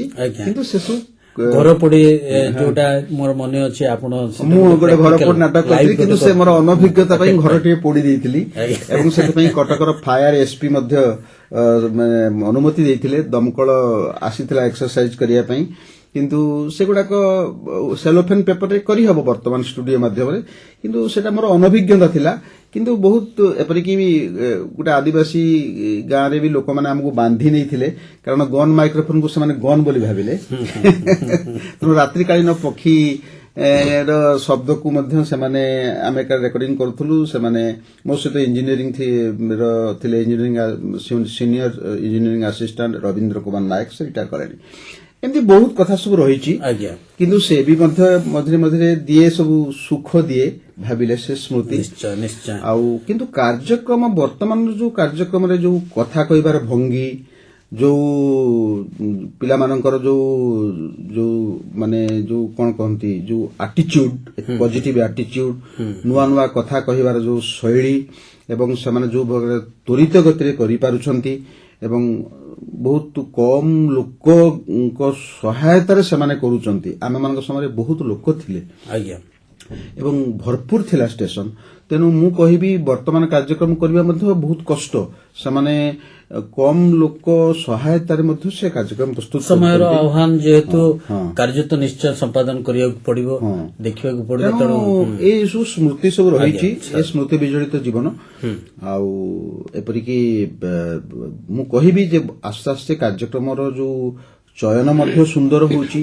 ନୂଆ ନୂଆ ବିଷୟକୁ ସେମାନେ ନେଉଛନ୍ତି, ଯୋଉଗୁଡାକ ବିଷୟ ଆମେ ହୁଏତ ଚିନ୍ତା କରିନଥିଲୁ, କାରଣ ଆମ ଆନିଭର୍ସାରୀ ଆଉ ଫେଷ୍ଟିଭାଲରେ ଏତେ ବ୍ୟାପକ ଭାବରେ ବ୍ୟବସ୍ଥା ନଥିଲା। ଆଜ୍ଞା। ଆସ୍ତେ ଆସ୍ତେ ନୂଆ ନୂଆ ସବୁ ଡେଜ୍ ସବୁ ପଶିଲା, ଇଣ୍ଟରନ୍ୟାସନାଲ ଡେ ଏସବୁ ସେମାନେ ତାପରେ କରୁଛନ୍ତି। ସ୍ୱାସ୍ଥ୍ୟ ଉପରେ ମଧ୍ୟ ବହୁତ ଗୁରୁତ୍ୱ ଦିଆଯାଉଛି ଏବଂ ଫୋନ୍ ଇନ୍ 1993ରେ ଆରମ୍ଭ ହେଲା, ଫୋନ୍ ଇନ୍ ଦିଲ୍ଲୀରେ ଆରମ୍ଭ ହୋଇଥିଲା, ପରେ ପରେ ପୁନେ ଷ୍ଟେସନ ତାକୁ କଲା। କିନ୍ତୁ ଆପଣଙ୍କର ଫୋନ୍ ଇନ୍ ତ ପ୍ରତି ମାସରେ 2-3 ଥର ହେଉଛି। ଆଜ୍ଞା। ତେଣୁ ଏସବୁ ଆମ ସମୟରେ ନଥିଲା ଫୋନ୍ ଇନ୍। ତେଣୁ ଏଇ ଯୋଉ ସବୁ ଲାଇଭ୍ ବ୍ରଡକାଷ୍ଟ ହେଉଛି ଆପଣଙ୍କର ବା ଏତେ ସୁନ୍ଦର ଭାବରେ କରିପାରୁଛନ୍ତି, ସେସବୁ ବ୍ୟବସ୍ଥା ନଥିଲା। ତେଣୁ ମୁଁ କହିବି କାର୍ଯ୍ୟକ୍ରମ ଯେହେତୁ ଭଲ ହେଉଛି ଏବଂ କମ୍ ଲୋକଙ୍କର ସହାୟତାରେ ହେଉଛି, ବହୁତ ଚ୍ୟାଲେଞ୍ଜେସ୍ ଆହ୍ୱାନ ଅଛି ଏବଂ ଯୋଉଟା ଆମ ସମୟରେ ଏତେ ନଥିଲା। କିନ୍ତୁ ଆମ ସମୟର କଷ୍ଟ ଆମର କଷ୍ଟ ଥିଲା, ଆପଣଙ୍କ ସମୟର କଷ୍ଟ ଆପଣଙ୍କର କଷ୍ଟ। ନିଶ୍ଚୟ କିନ୍ତୁ ନିଶ୍ଚୟ ଉଭୟର କଷ୍ଟ ସେଇ କଷ୍ଟକୁ ଲାଘବ କରିବା ପାଇଁ ବା ସେ କଷ୍ଟକୁ ଅନୁଭବ କରିବା ପାଇଁ ନିଜକୁ ମଧ୍ୟ ତା ସହିତ ସାମିଲ ହେବାକୁ ପଡୁଛି। ନିଶ୍ଚିତ। ତେବେ ଆଉ ଜଣେ ଶ୍ରୋତାଙ୍କୁ ଦେଖିବା ଟେଲିଫୋନ କଲ୍। ହ୍ୟାଲୋ, ଆଜ୍ଞା ସ୍ୱାଗତ କରୁଛୁ, କୁହନ୍ତୁ ପରିଚୟ ଦେଇକି। ଆଜ୍ଞା ନମସ୍କାର, ମୁଁ ମନୋରଞ୍ଜନ ମାଇତି କହୁଛି, ରାମତରା ଓଲରା ଜଗତସିଂହପୁରରୁ। ଆଜ୍ଞା କୁହନ୍ତୁ। ଆଜି ବିଶ୍ୱ ରେଡିଓ ଦିବସ, ଆପଣମାନଙ୍କୁ ସମସ୍ତଙ୍କୁ ଅଭିନନ୍ଦନ। ଆପଣଙ୍କୁ ମଧ୍ୟ। ସାର୍ ମୁଁ ରେଡିଓ କଣ୍ଟିନ୍ୟୁ ଶୁଣେ, ରେଡିଓ ମୋ ଦୋକାନରେ ଅଛି, ଆଉ ପିଲାମାନେ ଆସନ୍ତି କଲମ ଫଲମ କାଗଜ ନେବା ପାଇଁ। ଆଜ୍ଞା। ସେମାନେ କୁହନ୍ତି କଣ ବାଜୁଛି। ଆଚ୍ଛା, ମାନେ ରେଡିଓ ବାଜୁଛି ବୋଲିକି ରେଡିଓ ଆପଣ ଶୁଣୁଛନ୍ତି, କଣ ବାଜୁଛି ସେମାନେ ପଚାରନ୍ତି ନାଇଁ କି? ଆଜ୍ଞା। କଣ ଆପଣଙ୍କ ଅନୁଭବ କଥା ଟିକେ କୁହନ୍ତୁ। ହଁ, ଆଉ ଟିକେ ଅନୁଭବ ସାର୍, ଯେତେବେଳେ ମହାବାତ୍ୟା ହେଲା ସେତେବେଳେ ମୁଁ ରେଡିଓ ଶୁଣୁଥିଲି କଣ୍ଟିନ୍ୟୁ ରାତି ସାରା। ତାପରେ ହଠାତ୍ ରେଡିଓଟି ବନ୍ଦ ହେଇଯାଇଥିଲା, ଲାଇନ କଟିଗଲା, ଆଉ ଶୁଣି ପାରିଲୁନି। ତାପରେ ଆମେ ବ୍ୟସ୍ତତା ଭିତରେ ବାହାରୁଥିଲୁ, କିନ୍ତୁ ରେଡିଓଟା ମୁଁ ସାଙ୍ଗରେ ନେଇଥିଲି। ଆଜ୍ଞା। ବହୁତ କଷ୍ଟରେ ରେଡିଓକୁ ମୁଁ ରଖିଥିଲି ସାଇତିକି। ତାପରେ ମଧ୍ୟ ମହାବାତ୍ୟା ପରେ ମଧ୍ୟ ରେଡିଓ ଶୁଣୁଥିଲି। ଏଇପରି ଭାବରେ ରେଡିଓ ମୋର କଣ୍ଟିନ୍ୟୁ ରହିଛି ପାଖରେ। ଏବେ ବି ଶୁଣୁଛନ୍ତି? ଆଜ୍ଞା। କେମିତି ଲାଗୁଛି କାର୍ଯ୍ୟକ୍ରମ ଆପଣମାନଙ୍କୁ? ବହୁତ ବଢିଆ। ସେତେବେଳେ ଶଙ୍କର ମଙ୍ଗରାଜ ଯେତେବେଳେ ଅନୁଚିନ୍ତା ଆରମ୍ଭ କରୁଥିଲେ, ଆଜ୍ଞା, ବହୁତ ଭଲ ଲାଗୁଥିଲା ସେ ଶଙ୍କର ମଙ୍ଗରାଜର ଆବାଜ। ଏବଂ ବର୍ତ୍ତମାନ ସୁଦ୍ଧା ସବୁ କିଛି ଠିକ ଅଛି, ବହୁତ ଭଲ ଲାଗୁଛି। ଧନ୍ୟବାଦ ଆପଣଙ୍କର ଯୋଉ ମନର କଥା କହିଲେ। ମହାବାତ୍ୟା ବେଳେ ଯୋଉ ସେ କାର୍ଯ୍ୟକ୍ରମଟା ଶୁଣି ପାରିଲେନି, ଆମର ସେ ଯୋଉ ବୋଧେ ଟାୱାରଟା ପଡିଗଲା ଏବଂ ପରେ ଥମକାଷ୍ଟ ଟ୍ରାନ୍ସମିଶନ ଯୋଉ 300 କିଲୋୱାଟ ଆପଣଙ୍କର ଫକୀରପଡାରେ ଲାଗିଲା। ବୋଧେ ସେଟା 13 ନଭେମ୍ବର 2003 ମୋର ମନେ ଅଛି। କୌଣସି ବାତ୍ୟା, ବନ୍ୟା ଏସବୁ ସେଇ ସମୟର କଥା ଯଦି କହିବା, କେବଳ ରେଡିଓ ହିଁ ଗୋଟେ ମାଧ୍ୟମ ଥିଲା, ଗଣମାଧ୍ୟମ। ଆଉ ଯୋଉଟା କି ଏଇ ଦୁର୍ଯୋଗ ସମୟରେ ଏଇ ରେଡିଓ ହିଁ ସବୁ କିଛି ସୂଚନା ଦେଇପାରୁଥିଲା ଏବଂ ଲୋକମାନେ ସଚେତନ ହଉଥିଲେ। ଏବେ ବି ଦେଇପାରୁଛି। ଆଜ୍ଞା। କାରଣ ଆପଣ ତାପରେ ତ ମହାବାତ୍ୟା ପରେ ପୁଣି ହୁଦୁହୁଦୁ ଆସୁଛି, ଆପଣଙ୍କର ଫାଇଲିନ୍ ଆସୁଛି, ଅମ୍ଫାନ ଆସିଛି ଯୋଉ କୋଭିଡ-19 ସମୟରେ। ତ ସବୁ ସମୟ, ଇଭିନ୍ ଫନି ସମୟରେ ମଧ୍ୟ ସବୁବେଳେ ଆମେ ଶ୍ରୋତା ଭାଇ ଭଉଣୀ ମାନଙ୍କୁ ରାତି ସାରା ଟ୍ରାନ୍ସମିଶନ ଅନ୍ ରଖି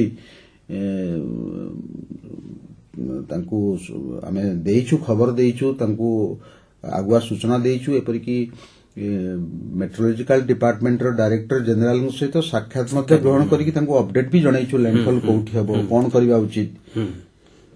ପ୍ରତି ମୁହୂର୍ତ୍ତରେ ଆମେ ସୂଚନା ସେତେବେଳେ ଦିଆଯାଏ। ତେଣୁ ଶ୍ରୋତାବନ୍ଧୁମାନେ ବା ଯୋଉମାନେ ବନ୍ୟା ଅଞ୍ଚଳରେ ଥାଆନ୍ତୁ ବା ବାତ୍ୟା ଅଞ୍ଚଳ ସେଇ ସମୟର, ତେଣୁ ସେମାନେ ସୂଚନା ବି ପାଉଥିଲେ ଏବଂ ସଚେତନ ସେଇ ଅନୁସାରେ ହେଉଥିଲେ। ଆଉ ଜଣେ ଶ୍ରୋତାବନ୍ଧୁଙ୍କର ଦେଖିବା ଟେଲିଫୋନ କଲ୍। ହ୍ୟାଲୋ ସାର୍, ନମସ୍କାର ସାର୍। ହଁ ନମସ୍କାର, କୁହନ୍ତୁ, ସ୍ୱାଗତ କରୁଛୁ। ମୁଁ ସବିତା କହୁଛି, ଜଗତସିଂହପୁରରୁ। ଆଜ୍ଞା। ହଁ ସାର୍, ଦୁଇ ସାର୍ଙ୍କୁ ମୋର କୋଟି କୋଟି ନମସ୍କାର। କୁହନ୍ତୁ କୁହନ୍ତୁ। ସାର୍, ରେଡିଓ ବିଷୟରେ କଣ କହିବୁ? ରେଡିଓ ହଉଛି ମାନେ ରେଡିଓର କିଛି ବିକଳ୍ପ ନାହିଁ ମୁଁ ଜାଣିବାରେ। ମୋର ସେତୁ ପାଇଲା ଦିନଠୁ ମୁଁ ରେଡିଓ ଶୁଣି ଆସୁଛି। ଆଜ୍ଞା ଏପରିକି ମାନେ ଏପରିକି ମାନେ ଯେତେବେଳେ ରେଡିଓ କଣ ମୁଁ ଛୋଟ ଥିଲି ରେଡିଓ କଣ ମୁଁ ଜାଣିନଥିଲି। ମାନେ ମୁଁ ଭାବେ ରେଡିଓ ଭିତରେ ବୋଧେ କିଏ ଛୋଟ ଛୋଟ ପିଲା ପଶିକିରି କଥା ହଉଛନ୍ତି। ମୁଁ ସେଇଟା ଜାଣିନଥିଲି। ବଡ ହେଲା ପରେ ରେଡିଓ ବିଷୟରେ ଜାଣିଲି। ଆଉ ରେଡିଓରେ ଆମେ ଏତେ ଭଲ ଜିନିଷ ପାଉଛୁ। ଆଉ ରେଡିଓର ଯୋଉମାନେ ସବୁ ଅଛନ୍ତି କର୍ମଚାରୀ ସେମାନେ ଏତେ ସୁନ୍ଦର ସୁନ୍ଦର କଥା ସବୁ କହୁଛନ୍ତି। ରିସେଣ୍ଟଲି ଏବେ ଗୋଟେ ରେଡିଓ ଖାକି ଭିତରେ ଖୋକା ଭାଇ ହେଇଥିଲେ। ସେଥିରେ ଆପଣଙ୍କର ଷ୍ଟେସନ ଡାଇରେକ୍ଟର ସାର୍ ଆମର ଶ୍ରୀମନ୍ତ ପଟ୍ଟନାୟକ ସାର୍ ଆପଣଙ୍କର ପୂର୍ବତନ ଡାଇରେକ୍ଟର ସାହେବ ଶାନ୍ତନୁ ରଥ ସାର୍ ଆହୁରି କେତେ ଆଜି ଆସିଥିଲେ। ଏବେ ରିସେଣ୍ଟଲି ହେଇଥିଲା 8 ତାରିଖରେ ରେଡିଓ ଲଭର ବିଷୟରେ ମୁଁ ସେଠିକି ବି ଯାଇଥିଲି। ବହୁ ଆର୍ଜେ ଆସିଥିଲେ ଆପଣଙ୍କ ଷ୍ଟେସନର। ଅନ୍ୟମାନେ କୋଣ ଅନୁକୋଣରୁ ବି ଲୋକମାନେ ବହୁତ ଆସିଥିଲେ। ଆଉ ରେଡିଓ ସେ ମାନେ ରେଡିଓ ବିଷୟରେ ଏତେ କଥା ସୁନ୍ଦର ସୁନ୍ଦର କଥା କହିଲେ ଯୋଉମାନେ ରେଡିଓକୁ ଭଲ ନ ପାଉଥିବେ ସେମାନେ ରେଡିଓକୁ ଭଲ ପାଇବେ। ଆଜ୍ଞା ହଁ ମୁଁ କହୁଛି ସାର୍ ମୋ କଥା ମୁଁ କହୁଛି ମୋ ପରିବାରରେ ସମସ୍ତେ ରେଡିଓ ପ୍ରିୟ। କାହିଁକିନା ଯେତେବେଳେ ରେଡିଓ ଆମ ଗାଁରେ ନଥିଲା ସେତେବେଳେ ମୋ ନନା ଗୋଟିଏ ରେଡିଓ ଆଣି ରଖି ବଜଉଥିଲେ। ଏବେ ରେଡିଓ ରଖିଛନ୍ତି ନା ମୋବାଇଲ ଆପ ରେ ଆପଣ ଶୁଣୁଛନ୍ତି ଆମର ନ୍ୟୁଜ ଅନ୍ ଏୟାର? ସାର୍ ଆମ ଘର ତ 5-6ଟା ରେଡିଓ ପ୍ରତି ରୁମ ରେ ଗୋଟେ ଗୋଟେ ରେଡିଓ। ମୁଁ ଆପରେ କାହିଁ ଶୁଣିବି କଟକ ସେଣ୍ଟର। ବହୁତ ବଢିଆ ବହୁତ ବଢିଆ। ଆପରେ ଶୁଣିବୁ ଅନ୍ୟ ଯୋଉ ସେଣ୍ଟର ଗୁଡାକ ଆସୁନି। ଆପଣଙ୍କ କଟକ ସେଣ୍ଟର ମୁଁ ଏମିତି ଗର୍ବ କରି କହୁଛି ଆମ ପରିବାରରେ ରେଡିଓକୁ ଯେତିକି ଭଲ ପାଆନ୍ତି ମୁଁ ମୋ ସହକାରେ ଅନ୍ୟ କେହି ଏମିତି ଭଲ ପାଇପାରିବେ ନାହିଁ। ପ୍ରତି ରୁମ ରେ ଦେଖିବେ ଆପଣ ଗୋଟେ ଗୋଟେ ରେଡିଓ ଥୁଆ ହେଇଛି। ଆଉ ସେଥିପାଇଁ ମୁଁ କହୁଛି ରେଡିଓର କିଛି ବିକଳ୍ପ ନାହିଁ। ରେଡିଓରୁ ଯାହା ଆସେ ସବୁ ଆମେ ନିଛକ ସତ୍ୟ କଥା ଗୁଡାକ ଶୁଣୁ। ଆମେ ଆଉ କଣ କଲେ ଆହୁରି ଆମେ ଆକାଶବାଣୀ ଯୋଉ ଆମ ରେଡିଓ କାର୍ଯ୍ୟକ୍ରମ ସବୁ ଅଛି ଆହୁରି ଆଗକୁ ନେଇପାରିବା? ସାର୍ ଆପଣ ଯାହା କରୁଛନ୍ତି ଆମର ଭଲ ପାଇଁ। ଆମେ କେମିତି ମାନେ ସବୁ ଶିକ୍ଷା ସଂସ୍କାର ଏଣ୍ଟରଟେନମେଣ୍ଟ ଏଗୁଡା ସବୁ ଆମ ପାଇଁ ଆପଣ କରୁଛନ୍ତି। ଆମେ କିଛି ସଜେସନ ଦେଲେ ହବନି। ଆପଣ ମାନେ ସେଠି ଜ୍ଞାନୀ ଗୁଣୀ ଲୋକ ଅଛନ୍ତି। ନା ନା ନା ନା ଶ୍ରୋତା ଯୋଉମାନଙ୍କର ଆବଶ୍ୟକତାକୁ ନେଇକି ଆମେ କାର୍ଯ୍ୟକ୍ରମ କରୁଛେ ତାଙ୍କର ମନର କଥା ଆମେ ଯଦି ଜାଣିପାରିଲୁ ବା ଆପଣ କିଛି ସେଭଳି ପ୍ରସ୍ତାବ ଦେଲେ ନିଶ୍ଚୟ ତାକୁ ଆଖି ଆଗରେ ରଖିକି ଆମେ କାର୍ଯ୍ୟକ୍ରମ ମଧ୍ୟ ପ୍ରସ୍ତୁତ କରିବୁ ଏବଂ ସେ ଅନୁସାରେ କାର୍ଯ୍ୟକ୍ରମଟି ଆହୁରି ସୁନ୍ଦର ହେଇପାରିବ। ମୁଁ ଏଇଠି କହିପାରେ ଆମର ଗୋଟେ ରେଡିଓର ସର୍ଭିସ ବି ଅଛି ପତିବାବୁ କହିପାରିବେ ଇଣ୍ଟରାକ୍ଟିଭ ରେଡିଓ ସର୍ଭିସ ଯୋଉଟାକି ବୋଧେ କଟକ ଆଉ ସମ୍ବଲପୁରରେ ଅଛି। ଯେ ଶ୍ରୋତା ବନ୍ଧୁ ମାନଙ୍କର ଯୋଉ ଅନୁରୋଧ ଗୁଡାକ ସେଗୁଡା ଟେଲିଫୋନରେ ଆସିବ ଏବଂ ଆମେ ଟେଲିଫୋନରେ ମଧ୍ୟ ଉତ୍ତର ଦେଇପାରିବା ଏବଂ ଟେଲିଫୋନରେ ମଧ୍ୟ ଗୀତ ତାକୁ ଛାଡିପାରିବା। ତ ଶ୍ରୋତା ଭାଇ ଭଉଣୀ ମାନଙ୍କର ମଧ୍ୟ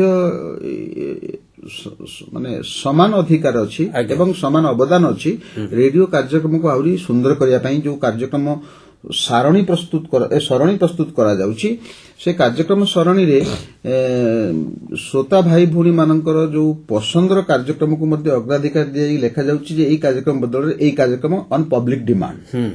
ତ ଆମେ ସେଟା କରୁଛୁ। ତେଣୁ ଶ୍ରୋତା ମାନଙ୍କର ମଧ୍ୟ ସମାନ ଅବଦାନ ରହୁଛି ରେଡିଓ କାର୍ଯ୍ୟକ୍ରମକୁ ଆହୁରି ସୁନ୍ଦର ଆହୁରି ସୁଶୋଭିତ ଶୋଭନୀୟ କରିବା ପାଇଁ। ଧନ୍ୟବାଦ ଭଣେ ଆପଣଙ୍କର ସୁନ୍ଦର ମତ ପାଇଁ। ତେବେ ଆଉ ଜଣେ ଶ୍ରୋତାଙ୍କର କଲ୍ ଆସିଲାଣି ଦେଖିବା। ହ୍ୟାଲୋ ମୁଁ ଶ୍ରୀ ପ୍ରଫୁଲ୍ଲ ଚନ୍ଦ୍ର ସାହୁ ଢେଙ୍କାନାଳରୁ କହୁଛି। ଆଜ୍ଞା କୁହନ୍ତୁ ସ୍ୱାଗତ କରୁଛୁ। ମୁଁ ଜଣେ 1960 ମସିହାରୁ ରେଡିଓ ଶ୍ରୋତା।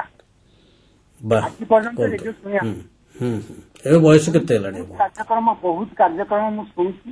ବହୁତ ବହୁତ ଆମର ଯୋଉ ରେଡିଓ ଯୋଉମାନେ ସବୁ ଉପସ୍ଥାପନା କରନ୍ତି ତାଙ୍କ କଥା ମଧ୍ୟ ଜାଣିଛି। ତେଣୁ ଆଜି ବି ମଧ୍ୟ ଶୁଣିଛି ଏତେ ବି ଶୁଣିଛି। କିନ୍ତୁ ଗୋଟେ କଥା ହଉଛି ବର୍ତ୍ତମାନ ଯାହା ସବୁ କାର୍ଯ୍ୟକ୍ରମ ରେଡିଓରେ ପ୍ରସାରଣ କରାଯାଉଛି ସବୁ ପ୍ରାୟତଃ ପୂର୍ବ ରେକର୍ଡିଂ। ନୂଆ ନୂଆ ନାଟକ ନୂଆ ନୂଆ ଗୀତ ପ୍ରାୟ ଶୁଣିବାକୁ ମିଳୁନି ବୋଲି ଚଳେ। ମୁଁ ଅନୁରୋଧ କରୁଛି ସବୁ ଦୁର୍ଗା ଭାଇଙ୍କୁ ଅନୁରୋଧ କରୁଛି ଦୟାକରି ଯଦି ଏଥିପ୍ରତି ଦୃଷ୍ଟି ଦେବେ ଏ ଯୋଉ ବିଶ୍ୱ ରେଡିଓ ଦିବସ ନିଶ୍ଚୟ ତାର କାମ କରିବ ଏବଂ ନିଶ୍ଚିତ ଭଲ ଆହୁରି ଭଲ ହେଇପାରିବ। ଲୋକ ଆହୁରି ଶ୍ରୋତା ମଧ୍ୟ ଶୁଣିପାରିବେ। ଧନ୍ୟବାଦ। ନିଶ୍ଚିତ ଭାବରେ ଆପଣ ଯାହା କହିଲେ ଆମେ ସେ ଅନୁସାରେ ଯୋଜନା ମଧ୍ୟ ପ୍ରସ୍ତୁତ କରୁଛୁ। ଯୋଉ ନାଟକ କଥା କହିଲେ ଆମେ ମାସରେ 2ଟି ରେକର୍ଡିଂ ଫାଷ୍ଟ ବ୍ରଡକାଷ୍ଟ ଯୋଉଟା କି ପ୍ରଥମ ବ୍ରଡକାଷ୍ଟ ସେଗୁଡିକ ଆମେ ପ୍ରସ୍ତୁତ କରୁଛୁ ଏବଂ ଆପଣ ମଧ୍ୟ ଶୁଣି ପାରୁଥିବେ ନିୟମିତ ଭାବରେ ଯଦି ରେଡିଓ ଶୁଣୁଥିବେ। ତାପରେ ଅଖିଳ ଭାରତୀୟ ନାଟକ କାର୍ଯ୍ୟକ୍ରମରେ ମଧ୍ୟ ଆପଣ ନୂଆ ନୂଆ ନାଟକ ପ୍ରସ୍ତୁତ କରୁଛନ୍ତି ଆଜ୍ଞା ପ୍ରତି ମାସ। ହଁ, ମ୍ୟୁଜିକ୍ ମଧ୍ୟ ସେଭଳି ନୂଆ ନୂଆ ଗୀତ କିଭଳି ରେକର୍ଡିଂ କରାଯିବ ତା ପାଇଁ ବ୍ୟବସ୍ଥା କରାଯାଉଛି। ଆମର ଯୋଜନାଟି କାର୍ଯ୍ୟକ୍ରମର ଯୋଉ ସାରଣୀ ରହିଛି ସକାଳ 5:53 ଯୋଉ ରେଡିଓ ଷ୍ଟେସନ ଆମର ଯେତେବେଳେ ଖୋଲୁଛି ଆପଣ ଦେଖିବେ ନ୍ୟୁଜ ଆସିଯାଉଛି, ତାପରେ ବନ୍ଦନା ଆସିଯାଉଛି। ସେଇଭଳି କାର୍ଯ୍ୟକ୍ରମ ଗୁଡାକୁ ଖଞ୍ଜି ଦିଆଯାଇଛି। କୌଣସି ଶ୍ରୋତା କହିପାରିବେ ନାହିଁ ବା ଆମେ କହିବା ନାହିଁ ଯେ ଖରାପ ଲାଗୁଛି ବୋଲି। ଖୁବ ସୁନ୍ଦର କାର୍ଯ୍ୟକ୍ରମ ସବୁ ରହିଛି ଏବଂ ରାତି 11:05 ପର୍ଯ୍ୟନ୍ତ ଆମର ଷ୍ଟେସନ ଖୋଲା ରହୁଛି। ତେଣୁ କୃଷି କାର୍ଯ୍ୟକ୍ରମ କୁହନ୍ତୁ, ନାରୀ ମହଲ କାର୍ଯ୍ୟକ୍ରମ କୁହନ୍ତୁ କି ଯୁବବାଣୀ କୁହନ୍ତୁ, ଅନେକ ସୁନ୍ଦର ସୁନ୍ଦର କାର୍ଯ୍ୟକ୍ରମ। ତାଛଡା ଆପଣଙ୍କର ଇନଫୋଟେନମେଣ୍ଟ କାର୍ଯ୍ୟକ୍ରମ ଏଫଏମ ରେନବୋ ମଧ୍ୟ ରହିଛି, ହଁ, ଯୋଉଟା କି 98 ଭାଗ ତାର ହେଉଛି ଏଣ୍ଟରଟେନମେଣ୍ଟ। ଆଜ୍ଞା, ତେଣୁ ସବୁ କାର୍ଯ୍ୟକ୍ରମ ଏଇଭଳି ଭାବରେ ଆମେ ପ୍ରସ୍ତୁତ କରୁଛୁ, ଯାହାଫଳରେ ଆମେ ଆଶା କରିବା ଆପଣମାନଙ୍କୁ ଭଲ ଲାଗିବ ଏବଂ ଆପଣଙ୍କର ମତାମତ ମଧ୍ୟ ମଝିରେ ମଝିରେ ଆମେ ଦେଲେ ସେହି ଅନୁସାରେ କାର୍ଯ୍ୟକ୍ରମକୁ ନୂଆ ରୂପ ମଧ୍ୟ ଆମେ ଦେଇପାରିବୁ। ଆଉ ଜଣେ ଶ୍ରୋତାବନ୍ଧୁଙ୍କର ଦେଖିବା telephone call. Hello hello hello, sir ନମସ୍କାର। ନମସ୍କାର, ଉର୍ମିଳା ବେହେରା କହୁଥିଲି ସୁଦର୍ଶନଗି ଖୋର୍ଦ୍ଧା ଜିଲ୍ଲାରୁ। ଆଜ୍ଞା ମ୍ୟାଡାମ କୁହନ୍ତୁ। ହଁ ସାର୍, ବଢିଆ ସୁନ୍ଦର ଟପିକ ରଖିଛନ୍ତି। ଆଜି ୱାର୍ଲଡ ରେଡିଓ ଡେ ରେ ସବୁ ଶ୍ରୋତା ଭାଇ ଭଉଣୀ ମାନଙ୍କୁ ଆଉ ଆପଣ ମାନଙ୍କୁ ମୋ ତରଫରୁ ଶୁଭେଚ୍ଛା ଶୁଭକାମନା। ଆପଣଙ୍କୁ ମଧ୍ୟ। ଆଉ ରେଡିଓ ବିଷୟରେ କହିଲେ ଭାଇ କମ ପଡିବ, କାହିଁକି ନା ରେଡିଓକୁ ଆମର ହୃଦୟର ଗୋଟେ ସ୍ପନ୍ଦନ କହିଲେ ଆମ ପାଖରେ ଉପସ୍ଥିତ ହେଇକି ଅଛି। ଏତେ ଭଲ ପାଇବା ରେଡିଓରୁ ମିଳିଛି ଯାହାକି ଆମେ କେବେ କଳ୍ପନା କରିପାରିବୁନି। ବର୍ତ୍ତମାନ ଏଇ ଯୋଉ ପ୍ରୋଗ୍ରାମ ଦଉଛି ମେସେଜ ପ୍ରୋଗ୍ରାମ କିମ୍ବା ଡାଇଲିଂ ପ୍ରୋଗ୍ରାମ, ସେଟା ହିଁ ଆମକୁ ବହୁତ ଭଲ ଲାଗୁଛି। ଆଉ ପ୍ରୋଗ୍ରାମ ଆଉ ଗୋଟେ ଆରମ୍ଭ କରିବା ପାଇଁ ଯେମିତି ବିବିଧ ଭାରତୀରେ ଦଉଥିଲା ରଙ୍ଗରସ ଅନ୍ୱେଷଣ, ଆମ ଶ୍ରୋତା ଆମ ପରିବାର, ସେଇଭଳିଆ କାର୍ଯ୍ୟକ୍ରମ ଗୋଟେ କରିବାକୁ ଅନୁରୋଧ। ଆଚ୍ଛା, ବିବିଧ ଭାରତୀ ପାଇଁ ଠିକ ଅଛି ପ୍ରସ୍ତାବ। ବିବିଧ ଭାରତୀରେ ଯେମିତି ଦଉଥିଲା ସେଇଭଳି ଆପଣଙ୍କର ମେନ୍ ଚ୍ୟାନେଲ, ପ୍ରାଇମେରୀ ଚ୍ୟାନେଲ।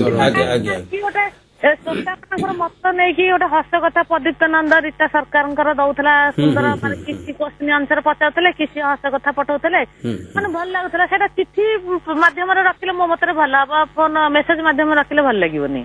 ଆଚ୍ଛା, ଡିଫରେଣ୍ଟ ଟେଷ୍ଟ, ନିଶ୍ଚୟ ନିଶ୍ଚୟ ପରିବର୍ତ୍ତନ ସମୟ ଅନୁସାରେ ମାନେ ଶ୍ରୋତା ବନ୍ଧୁ ମାନେ ସିଧାସଳଖ ସେମାନଙ୍କର ଯୋଉ ହାସ୍ୟଧର୍ମୀ କଥା ଗୁଡାକ କହିବେ ଏବଂ ତାହା ପ୍ରସାରଣ ହବ, ଯୋଉଟା କି କହୁଥିଲି ଯୋଉ ଇଣ୍ଟରାକ୍ଟିଭ ରେଡିଓ।